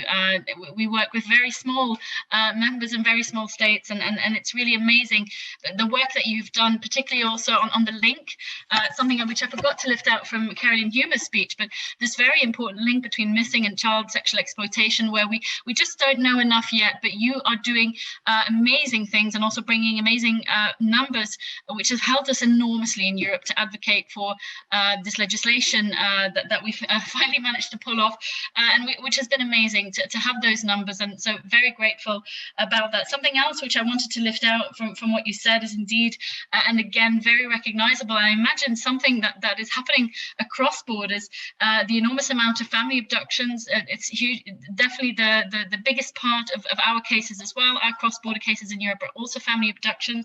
But interestingly, also the impact of COVID-19 on the issue of missing children.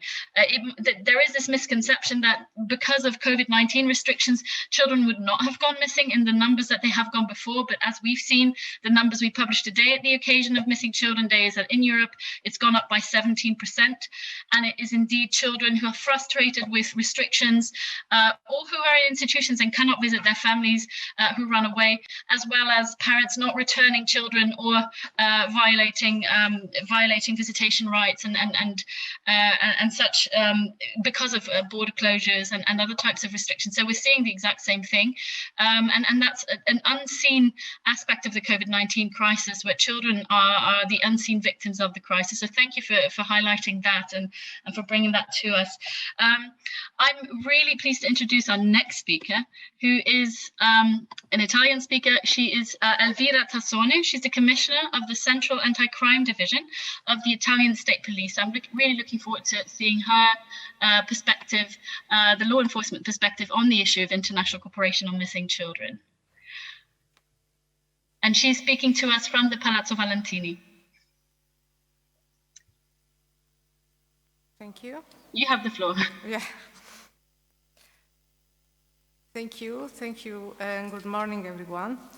First, let me give my special thank you to the Special Commissioner for Missing Persons, Professor Silvana Riccio, and to Professor Caffo for inviting me today. I'm a Commissioner of the Italian State Police, and I work at the Central Anti-Crime Directorate of the Department of Public Security of the Ministry of Interior. The Directorate has the task of coordinating the activities of prevention of and contrast of criminal phenomena carried out by the police headquarters.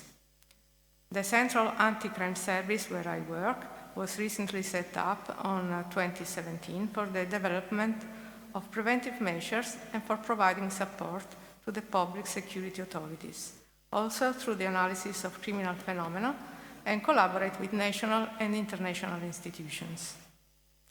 The Bureau has a constant and fruitful cooperation with the Government Special Commissioner for Missing Persons, and in the field of missing children with Telefono Azzurro, especially for the single European line 116000. A long-term cooperation is established also with the International Center for Missing and Exploited Children as a partner of the Global Missing Children Network in the management of the IT Global Missing Kids website. Another international collaboration of my Bureau concerns the Police Experts Network on Missing Persons, a European group of police experts that has been recently recognized by the Law Enforcement Working Party. So I will briefly describe the operational framework concerning missing persons in Italy. In 2012, a law was introduced to determine which authorities are competent for the activation of researches, formalizing a system that is articulated in a double framework. The more general one, coordinated by the prefects, another one coordinated by the judiciary, if it is assumed that there is a disappearance related to a crime. The state police participates in both systems, within the procedures of the provincial research plans established by the prefects, and in the context of investigative activities. Moving on to the fundamental steps that the state police must follow in cases of disappearance, they are the immediate start of the search for the missing person, the timely entry into the database of missing person of reports and revocation of researches, the acquisition of as much information as possible in the context of the report, the timely forwarding to the prefect of information on the disappearance in order to allow, if deemed appropriate, to activate quickly the provincial plan. In any useful circumstance, such as public events or campaigns, it is recommended to the citizen to promptly report a case of disappearance. And in fact, in Italy, even in the absence of a formal claiming, it is possible to report a missing person by calling the emergency number 112. The report is in any case active for 72 hours. In order to facilitate the analysis and the researches, since 2007, the Interforces database contains the motivation of disappearance with some specifications for minors that are voluntary disappearance, runaway from shelters or care centers, family abduction, possible psychological disorders, possible victims of crime, and unknown or otherwise missing. If a crime indications occur, including those of a family abduction, a careful evaluation is made by the competent judicial police on urgent activities, also in agreement with the prosecutor, in order to locate the missing person.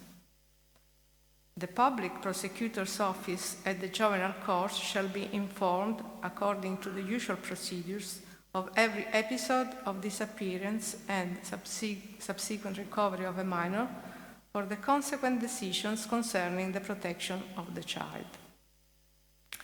In fact, it is well known that the majority of missing children are adolescents that, behind repeated episodes of disappearance, there may be underlying problems such as family abuse, sexual exploitation, situation of serious discomfort experienced by the child. And these problems must be recognized and dealt with by the competent authorities. The state police, as a public security administration, on March 2000 activated the website dedicated to missing children that is part of the Global Missing Children Network, and has thus adopted a new tool that was new at the time as a crowdsourcing practice that represents an added value to the institutional activities and at the same time a means to increase the cooperation between citizens and law enforcement in the aim to enhance the protection of missing children. Equally, the website is a dissemination device that allows law enforcement to keep up the attention over time on the cases of children whose traces have been unfortunately lost for years. With a circular letter of the Chief of Police Director General of the Public Security of January 2000, indications were given to the police headquarters so that in the most serious cases of disappearance occurring with possible criminal implications, the publication of missing children cases could be proposed to the Central Service after evaluations concerning the seriousness of the fact and the utility of publication for the child, with the authorization of the prosecutor and of the parent of the missing child. As of July 2020, these implementation rules have been improved and integrated with the possibility for the prefects, in the framework of their specific powers, to request the publication of missing children cases on the Global Missing Kids website. This procedure is an improvement of the tool to make it available to the public security authorities, competent according to the law of 2012 for taking the initiatives deemed appropriate to find missing persons, also with the potential involvement of the media in the initiatives. The new guidelines for the drafting of provincial search plans were issued very recently by the government's Special Commissioner for Missing Persons to help improving the coordination activities of the prefects. And the guidelines recommend the use of the Global Missing Kids website as a part of the strategies aimed to protect missing children by forwarding the requests of publication to the Anti-Crime Central Service. On January 2021, the 12th conference of the GMCN was held online. Emerging issues related to the disappearances of minors were discussed, including, above all, the negative consequences of on the psychophysical well-being of young people due to the restrictions that have been in place for months, and the risks of the web. Other international topics included the phenomenon of family abductions and the single European number for missing children, 116000. After the conference, on February 2021, a training webinar on operational procedures in cases of missing children took place, with contributions for the Commissioner for Missing Persons, Telefono Azzurro, ICMEC, experts of the Department of Public Security, and the magistrate of the Public Prosecutor's Office of Rome, specialized on vulnerable victims. The webinar was attended by officials of the first intervention, of the anti-crime, and of the investigative divisions from 26 police headquarters.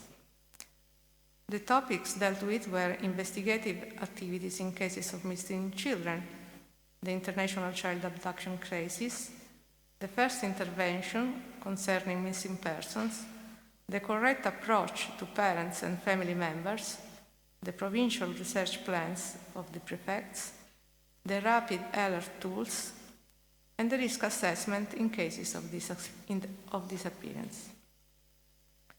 The Central Anti-Crime Service is the point of contact for the 116000 hotline number, established by a decision of the European Commission on 2007 and assigned in Italy to the Minister of the Interior, and from the 25th of May 2009, the service is entrusted to Telefono Azzurro.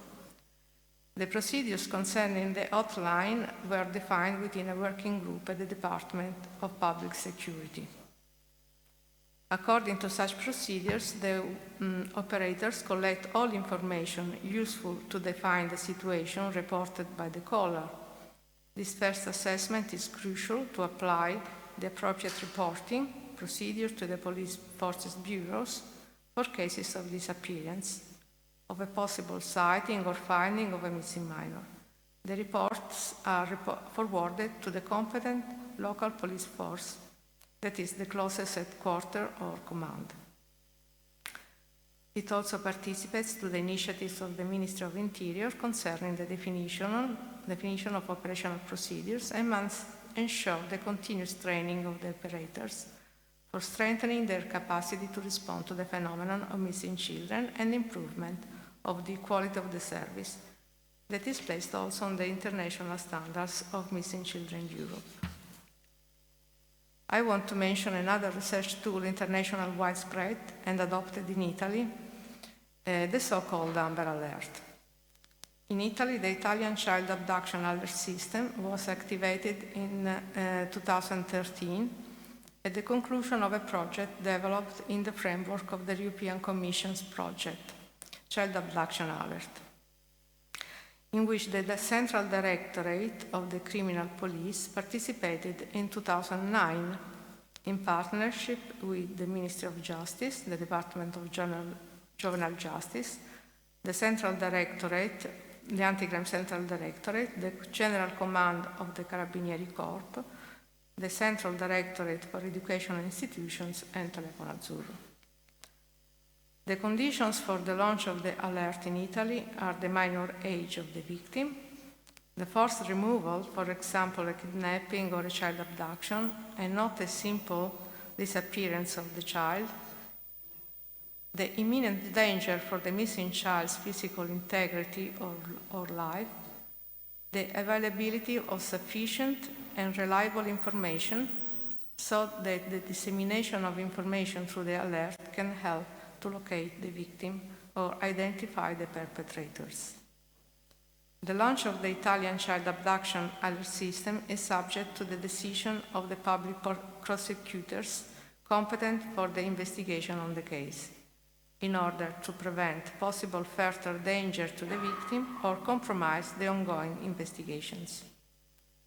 If this is the case, the prosecutor applies for the activation of the alert and establishes the geographical range and its diffusion and the modalities deemed most appropriate in compliance with the specific convention signed on 2011 with the media providers. The activation of the system entails the immediate establishment of the crisis unit at the Central Directorate of the Criminal Police within the International Police Cooperation Service. The aforementioned unit, with a centralized call center, manages the information flow between the citizens and the competent public prosecutor's office. I want to mention also a most recent initiative concerning unaccompanied migrant minors carried out by the Department of Public Security in collaboration with the Department for Civil Liberties and Immigration of the Ministry of Interior in the framework of the European Asylum Support Office operating plan to Italy for enhancing the protection of migrant minors. There was also the collaboration of IOM and of the United Nations High Commission for Refugees. 9 webinars were held from September to November 2020 concerning good practices for the reception of unaccompanied minors, during which the participants have discussed the intake procedures following the detection on the Italian territory and the detection of the vulnerabilities of minors. 26 police headquarters, prefectures, social services participated to the meetings, and the final guidelines was issued and distributed. Let me conclude with the May 25 campaign. It is important to maintain a high level of attention on the phenomenon of missing children as a preventive strategy to protect children. The state police participates to awareness-raising campaigns, especially on the International Missing Children's Day. And this year, an informative leaflet was realized for the campaign together with the colleagues of the Postal and Communication Police Service, dedicated to adolescents and the risks of the Internet. The leaflet has been distributed to the police headquarters for local events and was released today on the official website of the police, the state police. Last year, on May 2020, in partnership with the ICMEC, the Central Anti-Crime Service has participated to the Football Care Initiative, providing the cases to be used in the campaign started by the AS Roma Club. The campaign had a large following from soccer clubs, and in that occasion, my service received information on a long-term case of a minor we provided to the campaign, thanks to the use of the poster for the football care campaign. And this is a demonstration of the good results that such campaigns can achieve, and at the same time, that the website is a device that allows us to maintain the attention over time on long-term cases of missing children. The May 25 campaign is conducted by the State Police, also in partnership with Amber Alert Europe Foundation. And the current initiative is focused on the phenomenon of online grooming and the risks of sexual abuse on the Internet. So for everything already done and for what we will do together in the future, we want to give a special thank you to the Special Commissioner and to our partner Telefono Azzurro and ICMEC. Thank you for your attention.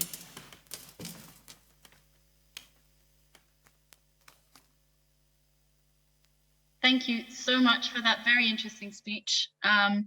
It was really impressive to see the amount of partnerships that you have and all the different organizations that you work together with. I think it's something very striking that Carolyn Humer said in her speech is that every organization, every individual, every industry has a role to play. And I think that this particular contribution showed how on a national level, working together with such an amount of different partners can really bring incredible results. And so thank you for bringing that and really painting a very lively and complex picture of all the different actors involved in various aspects of children going missing.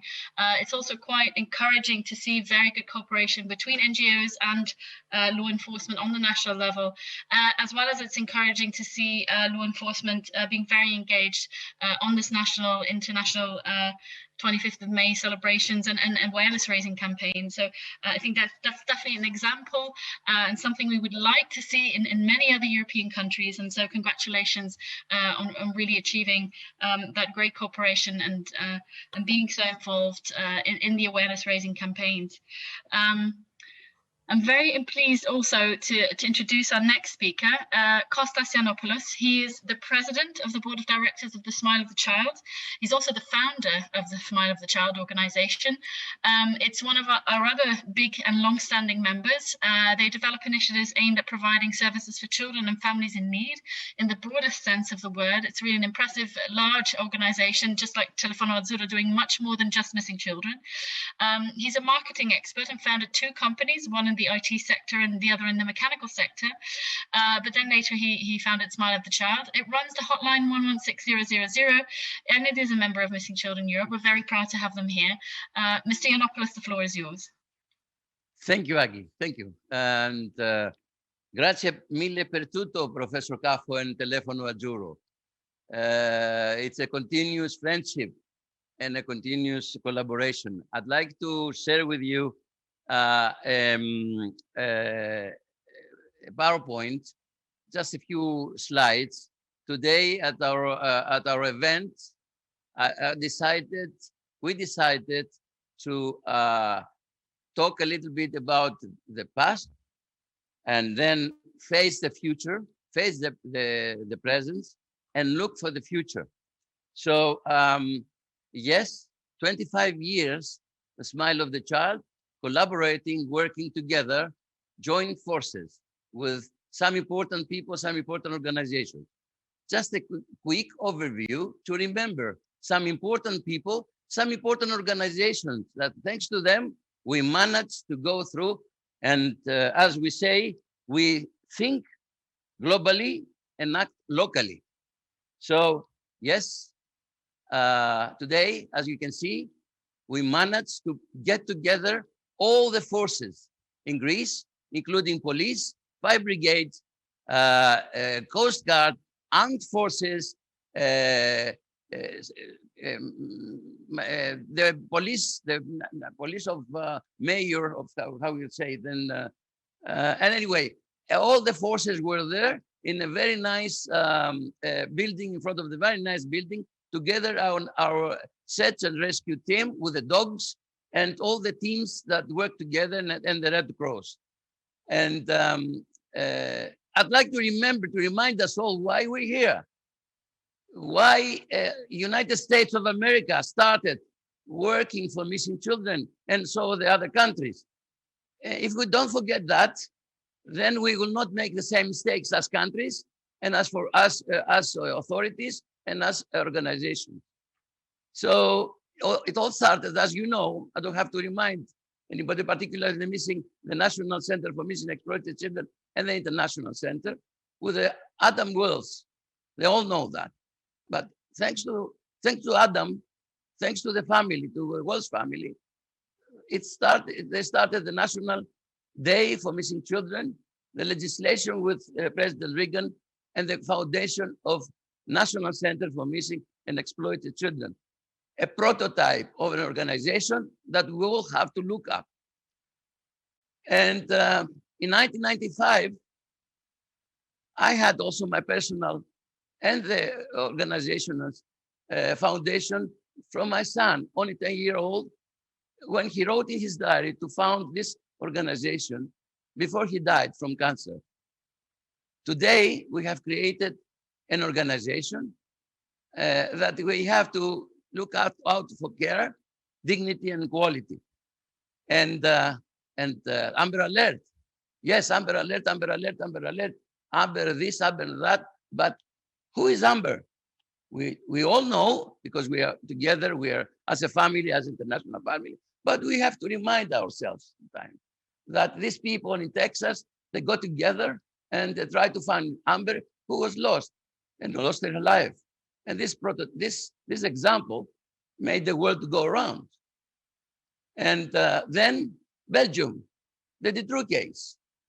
Then the police was created, the specialization of the Belgian police on missing children cases, and the creation of Child Focus, a very important organization in Europe, and where we got together and we found Missing Children Europe, a federation that we're all very proud of.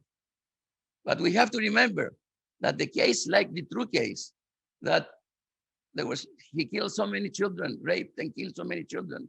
It's a case that explored the country's inadequacy to sometimes, and then when they realize the problem, they go ahead and they make what they make. We started with the Office for Missing Children. In 2000, you see how many people were there? We were there.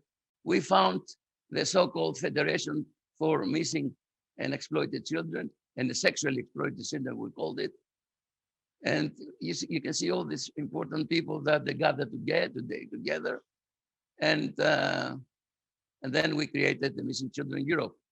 In 2004, we celebrated together with everybody in the States, in Europe, the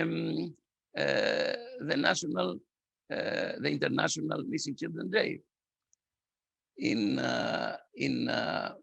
2004, we collaborated with Scotland Yard originally for the digital aging digital, and then we worked with NECMEC, and we continue to have these operations. And then we had our case in Greece, like Dutroux, like Wales and other countries that they have their own case, that the authorities have started to talk about making things. And then we started the beginning of cooperation with the National Center for Missing and Exploited Children. And we got all the experience and all the expertise. We won't forget the particular people like Bob Hoover and others, that they gave us all these possibilities to have Amber Alert Elas, as we call it, and to continue with all the cases. Then ICMEC, 2007, I'm on the board of directors. I'm very proud to be there, and we're trying to make things go around in the world with the GMC engine and everything. And then in 2007, we announced the Amber Alert in Greece. It was a big movement. And then we realized, and we got certified as one of the 4 international national centers for missing and exploited children. And I have to remind, because sometimes we forget, that it was an idea when we had the meeting of the board of directors of Missing Children Europe in a small hotel in Belgium. And then I had the idea, Smile of the Child had the idea to have a common number in Europe. And they were saying, you cannot do that. In Europe, they don't come together and have a common number. But yes, to the Commissioner Frattini, who listened to this, and he made it happen. We have to remember that Commissioner Frattini managed and created this interest, and then Redding and so many other people started to make this happen. So we have to remember these people. And then Mrs. Mrs. Barroso, who left this world. We won't forget her. She was a very important member of the board of Missing Children Europe. She started the 116000, the first country that activated in Greece. We created the Southeastern European Center for Missing and Exploited Children, and we managed to get other countries together, like Astra, like so many other countries that they wanted to get into the European family.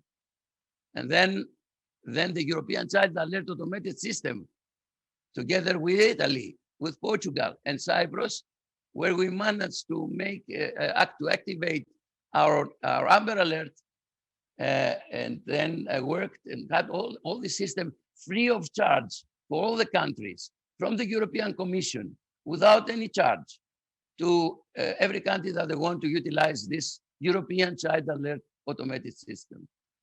And then we signed the Ministry of Protection. We created our own search and rescue team with the dogs, because we realized that we need to activate these people immediately, because sometimes there were delays. Then we signed with the Coast Guard, then with the Armed Forces, which is very important. For the first time, I don't know any other country to have by the side the Ministry of National Defense and the Army, the Air Force, and the Navy. And then we started, first country started the Amber Alert Facebook, and Emily was there to announce this from Facebook. We are very proud that this started in Greece. And we had the collaboration with NICMEC recently in 2019. It's not very recent, with Yota Suras, to start up the cyber tip line. You had the problem in Europe, and then now we go back again to work with the cyber tip line, because I'm short of time. All this protection and collaboration.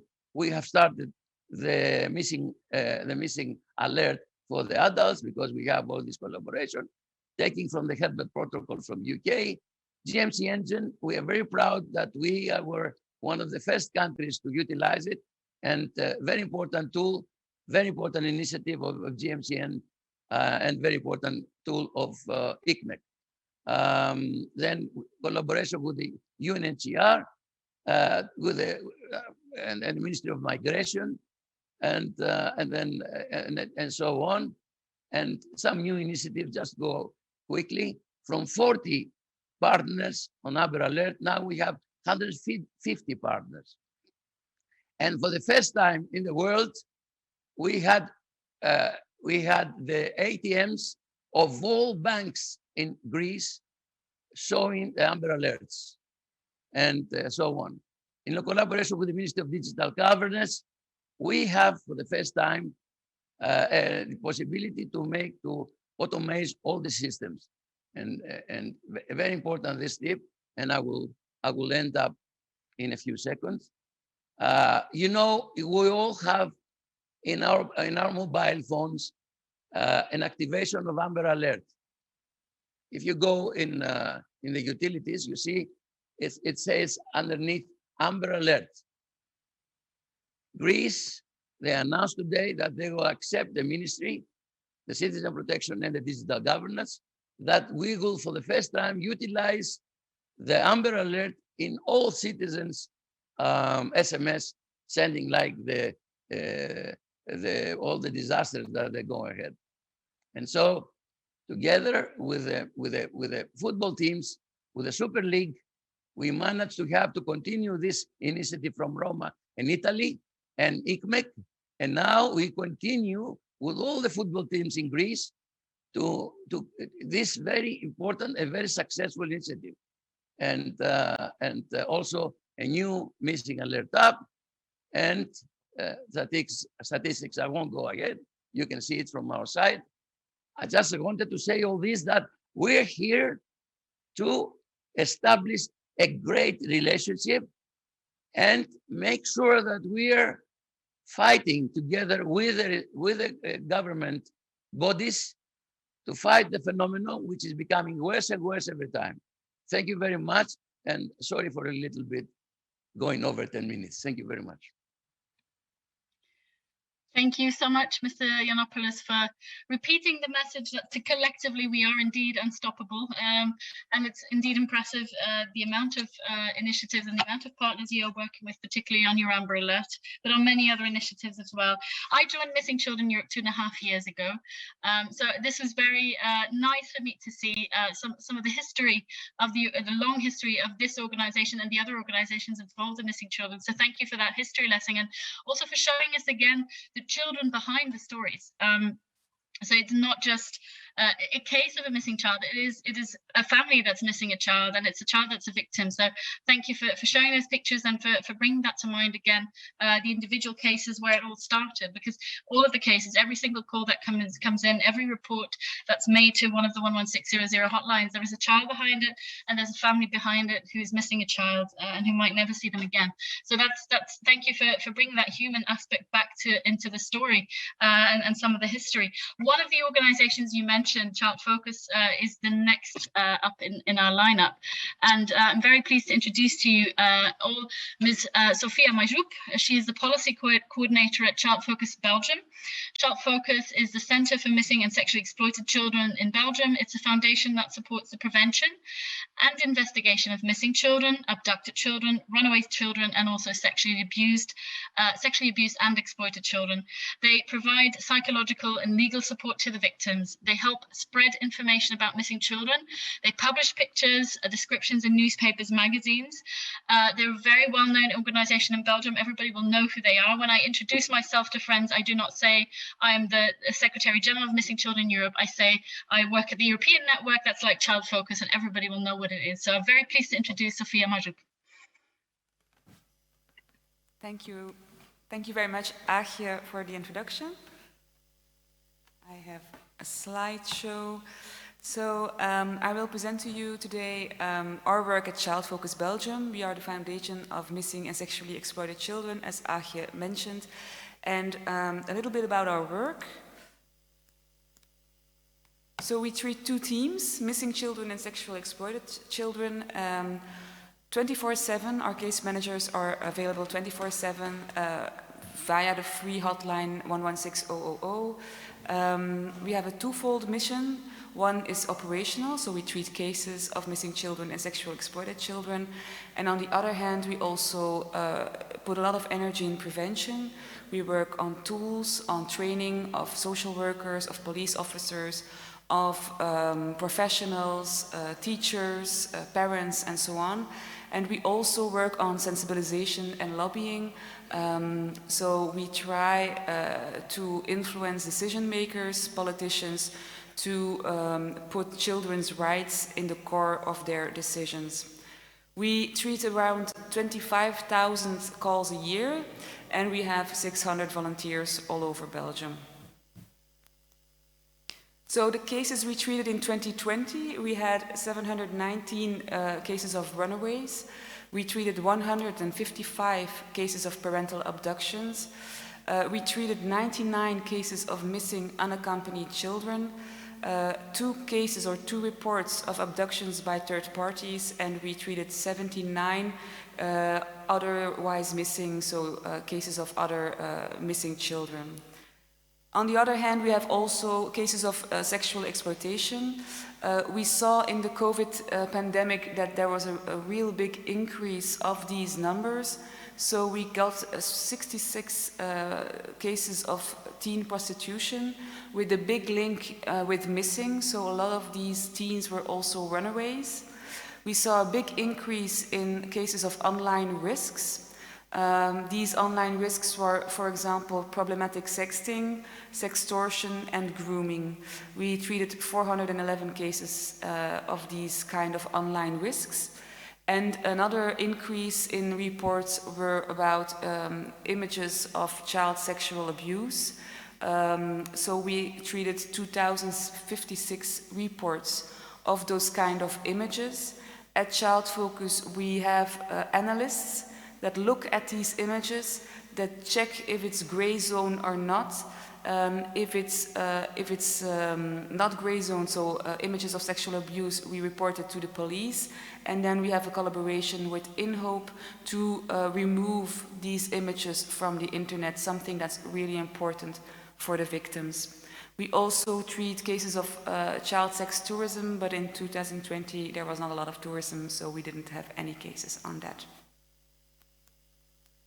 So the added value for us as a hotline is the cooperation. We have an agreement with law enforcement, with police, and with public prosecutors to work together to solve cases.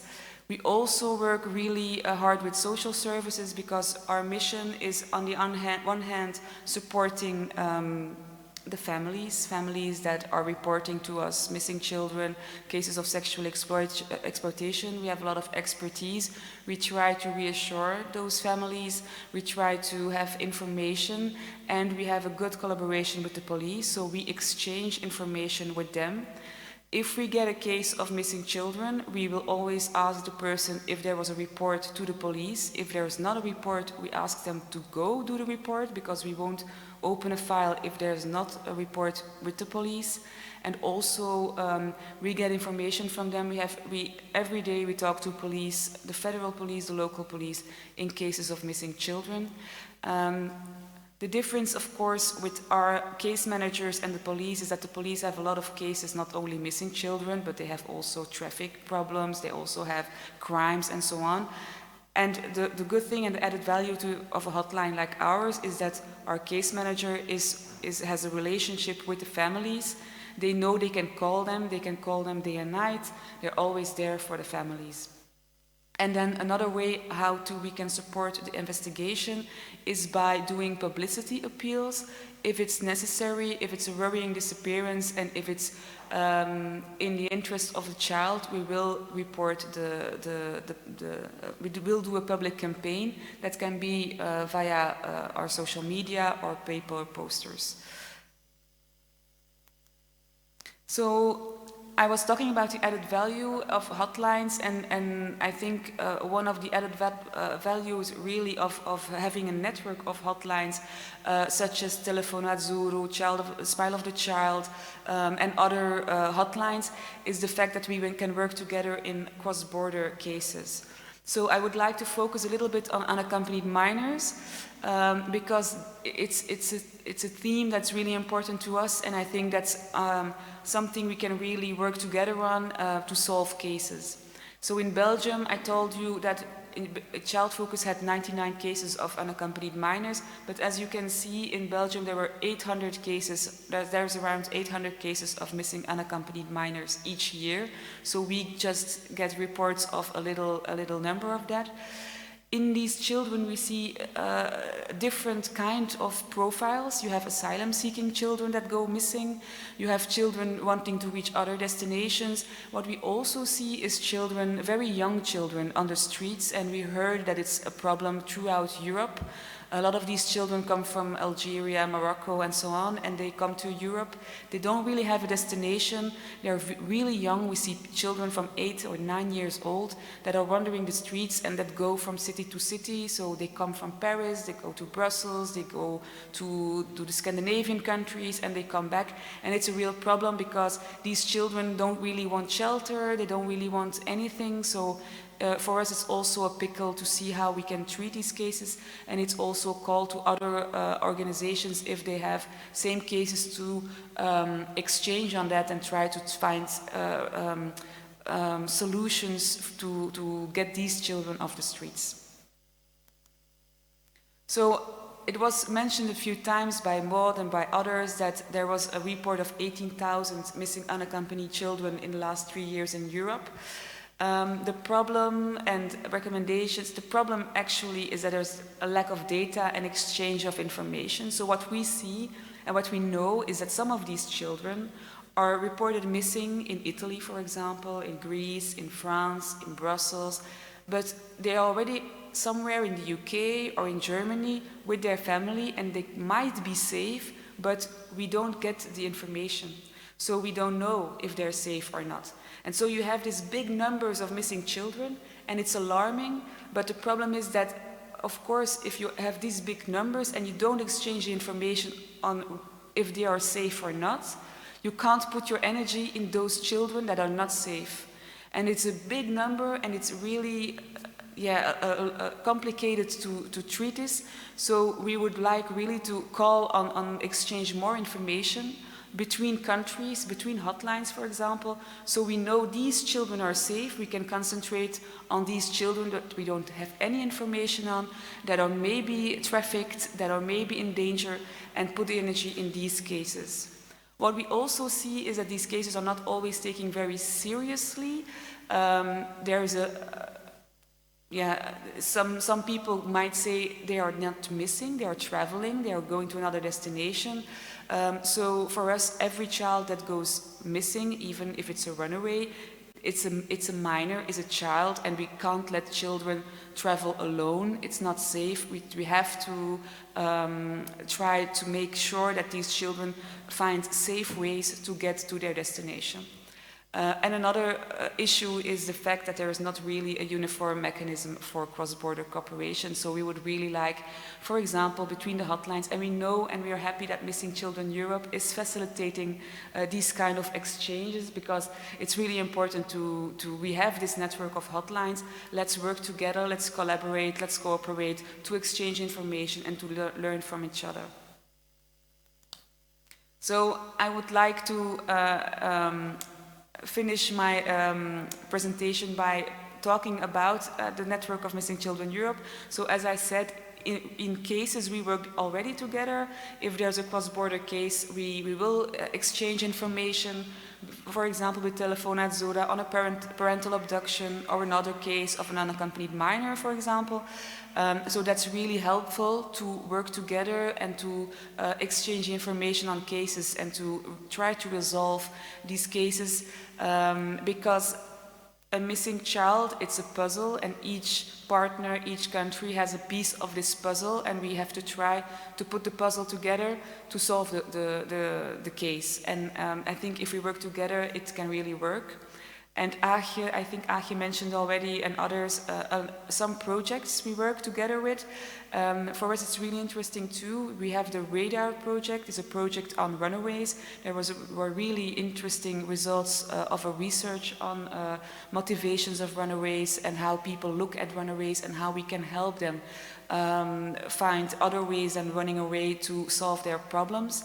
And other projects that we were worked on, among many others, are projects on unaccompanied minors, such as the Summit report, such as the Minila application that was mentioned already also, and the Interact program. And there are really hands-on guides on how each country can implement tools and systems and checklists for risk assessment of disappearances of children, on collaboration with national authorities, and also on collaboration with other countries. So there's so much more to say about this, but if you want more information, you can always send me an email on this address. Thank you very much. Thank you so much, Sophia. I hope the weather is better in Italy than it is in Brussels, and it's nice to see that you made your way over there. Yeah, indeed, something that I really that I appreciate you mentioned, and that's quite important, is the role and added value of NGOs.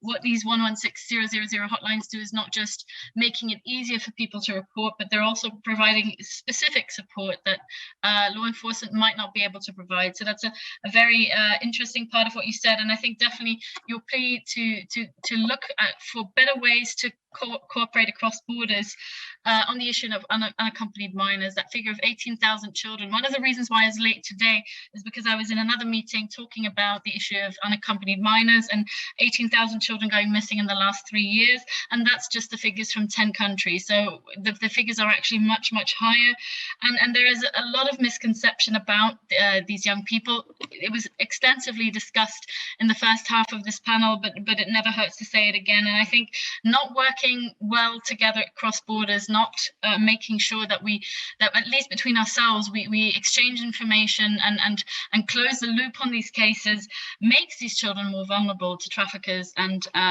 smugglers who might be wanting to take advantage of them. If we don't report them in the same way, if we don't look for them in the same way, and if we don't report back between countries in the same way, we are adding to the risk factors. And so that's a really important message, and definitely something to continue to cooperate on and cooperate more on in the future.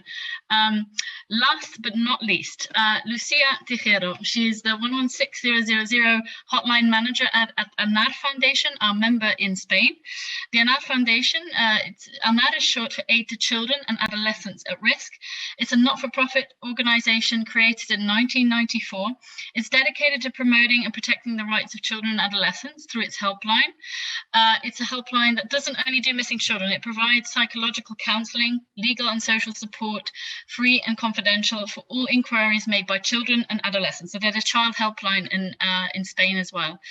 They do it in Spanish and in Quechua.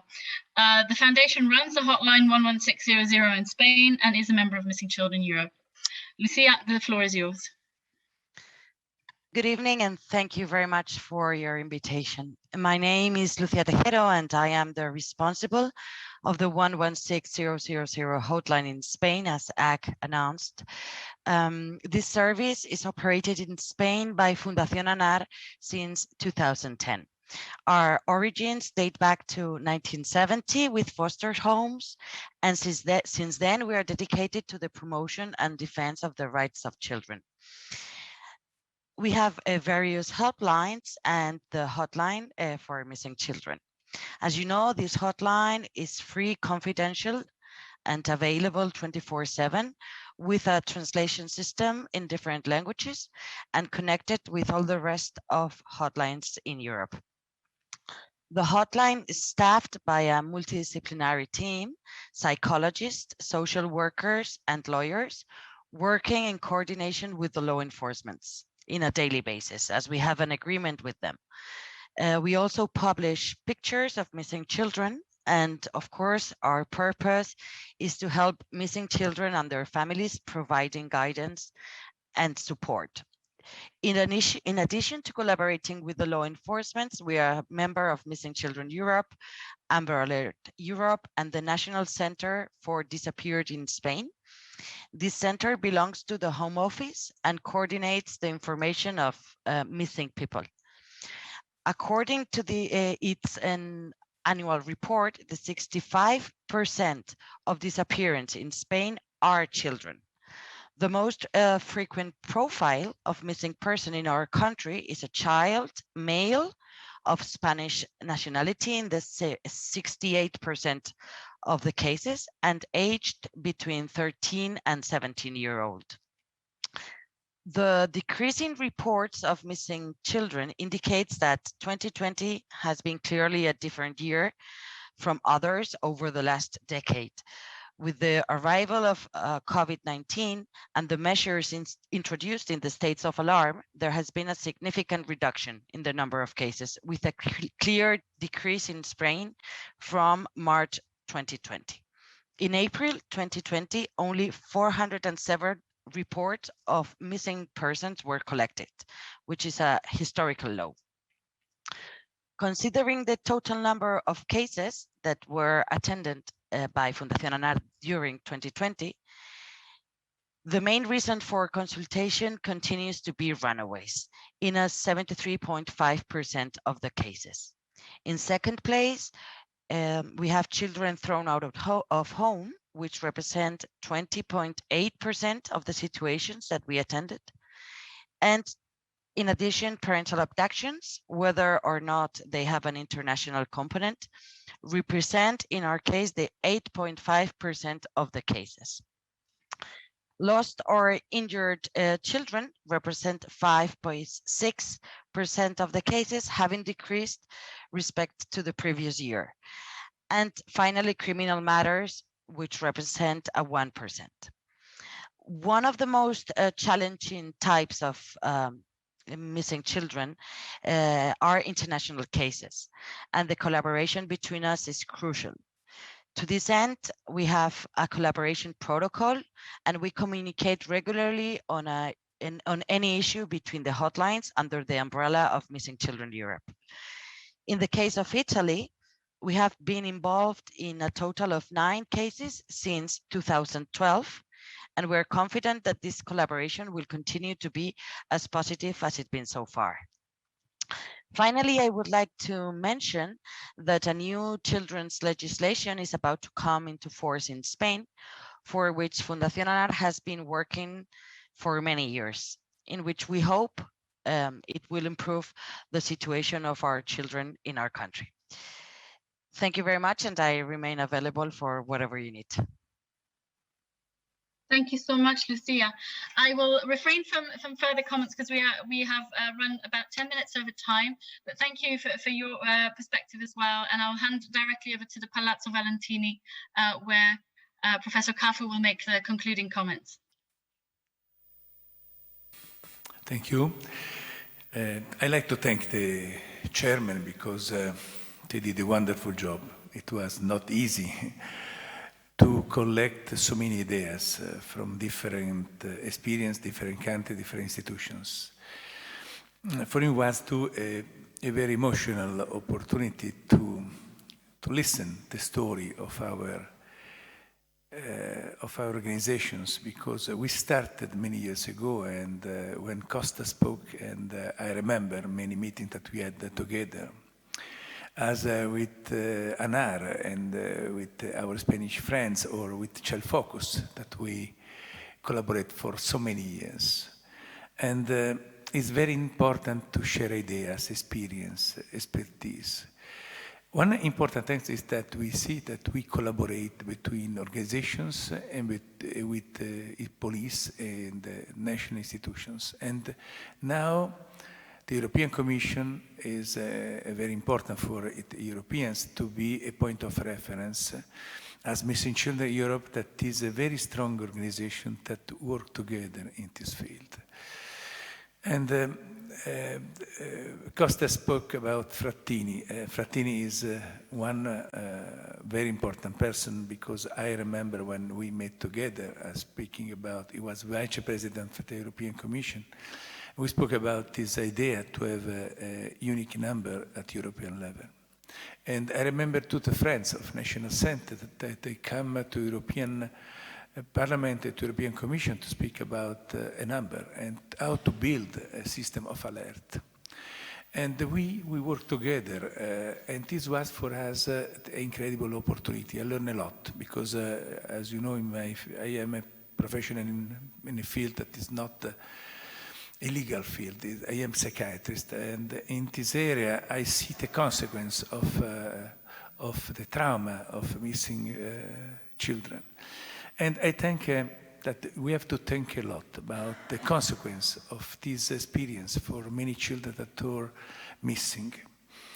Because in many stories of runaways, in many stories of migrant children, we have many traumas that create very, very severe consequence. And we have to support the victims. We have to work a lot for the dignity of the child. This is what we have 3 wonderful speech today about the dignity of children, and I think it's very important to invest our time, our energy to protect the children in a different way, and very early to create a very efficient system of care. And I think awareness is very important. When we start to speak in the National Day of Missing Children, we collect a lot of ideas. Today, we did, I think, a wonderful job with Silvana Riccio, that is the commissioner. And we did a work together between institutions and a NGO as Telefono Azzurro. And we prepared this conference thinking about what to do more together. And today we collect a lot of ideas. I think we know that we have to work together. We have to make research, to invest a lot in training, Training is crucial. To the training that was done by with ICMEC together with the Italian police a few months ago was very important for all the police in Italy. It's what ICMEC is doing in the last years. We invest a lot in training different professional, police from one side, pediatrician, other professionals. The common knowledge is a crucial point to create the network that we need everywhere. And to have a common opportunity to share ideas, expertise, as in this second part of the day is very useful. But we have include all the people that work in our areas. Because missing children are not an easy area of research. We have no data, and we spoke about this with Caroline said, we have no data. We need a common language, because sometimes we speak about, in Italian we'll say, children that go out independently, but for many other countries, or runaways, means children that had to run away from a family in which we don't have the real care. I think we have to use the same language, and we need more common data to do a common policy. And we have to invest all the international organizations to do more in this field. And I think that we did today a lot of effort to combine ideas and language, but we have to work more. I think we will have a report of this meeting of today, either from one side in the morning to give this report to the Italian institutions, and in this afternoon to give this report to the European institutions, to the national institutions. I think this is an occasion in which we can be involved more and more for the future to work together. For the conclusion, I like to give now the floor to Silvana Riccio, that is Commissioner of Missing People in our country. That is a special authority that we have in Italy. I supported the idea of this authority many years ago when we started. And now we see that together we are able to do a lot of things, and this is the occasion, I think, to go ahead in this process. And Silvana, you have the floor. Grazie. Io voglio ringraziare il professor Caffo e tutto il suo staff per aver dato questa occasione anche di confronto, come ho detto stamani, all'ufficio del commissario. Permettetemi di ringraziare in conclusione anche tutti coloro che nel mio ufficio hanno messo un impegno per far sì che questa giornata fosse utile e forse anche piacevole.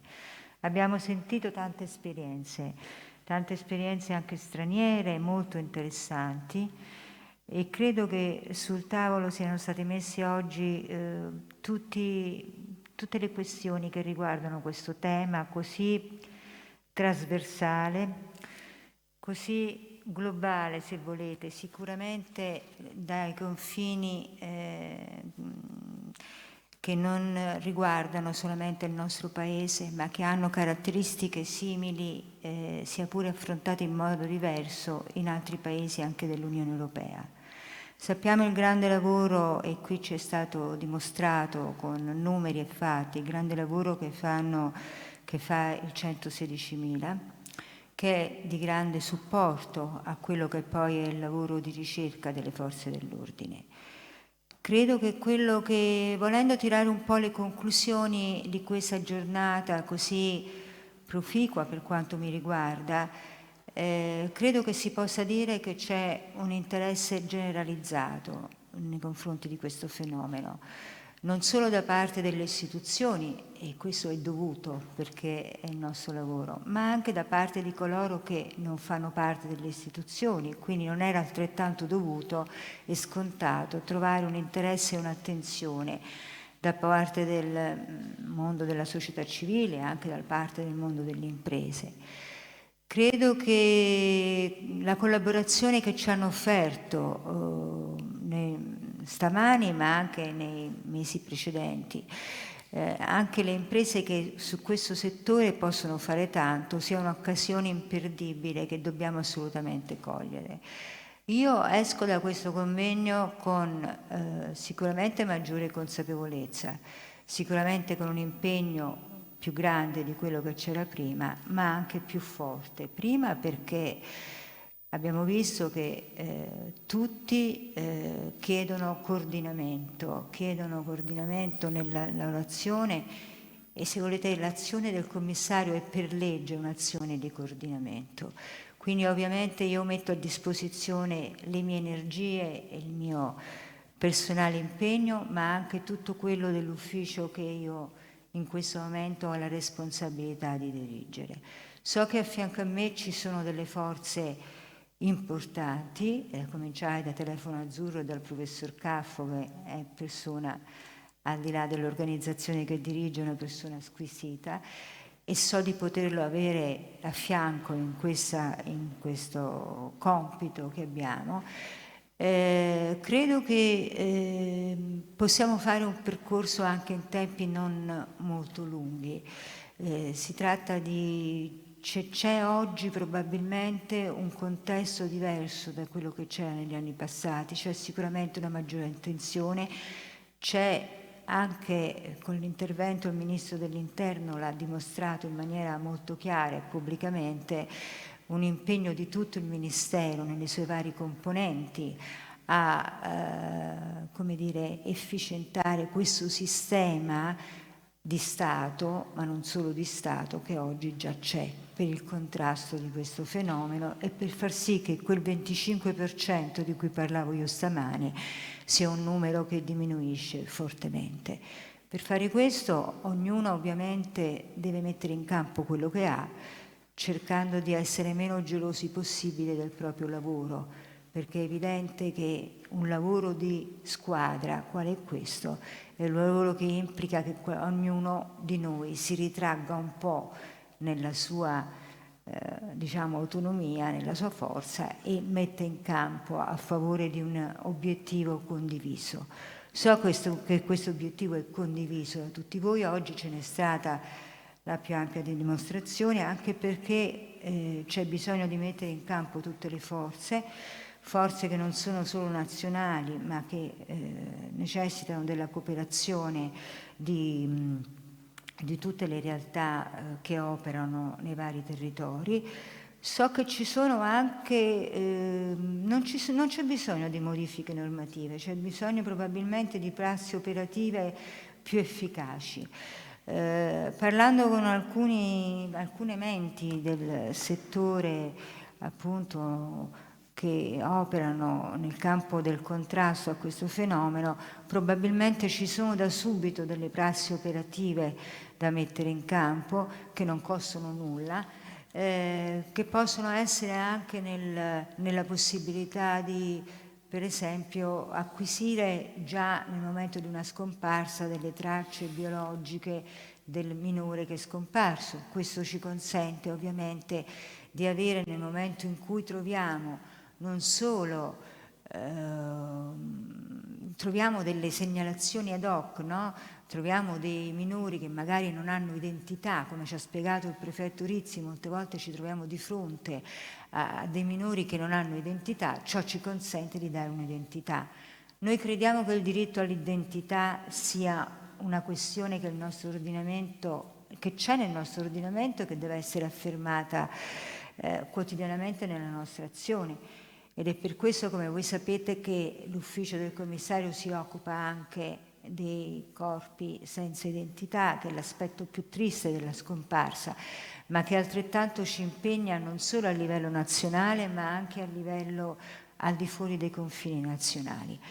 Ed è per questo che io credo che chiamare a raccolta tutte le forze in questa giornata ci è riuscito abbondantemente. Possiamo prenderla come pratica quotidiana a cui concorrere in ogni momento del nostro lavoro, e so che su questo la risposta ci sarà e sarà piena, e io non mancherò di far sentire l'impulso e lo stimolo a tutti gli uffici che si occupano, a tutti coloro che si occupano di questo tema, portandomi dietro, so per certo, la collaborazione delle forze sociali che sono su questo tema e la collaborazione delle imprese. La suggestione che ci ha dato l'idea che ci ha dato il prefetto Panza stamani, che è molto suggestiva, va sicuramente perseguita in tempi celeri, e credo che su quest'idea possiamo tutti camminare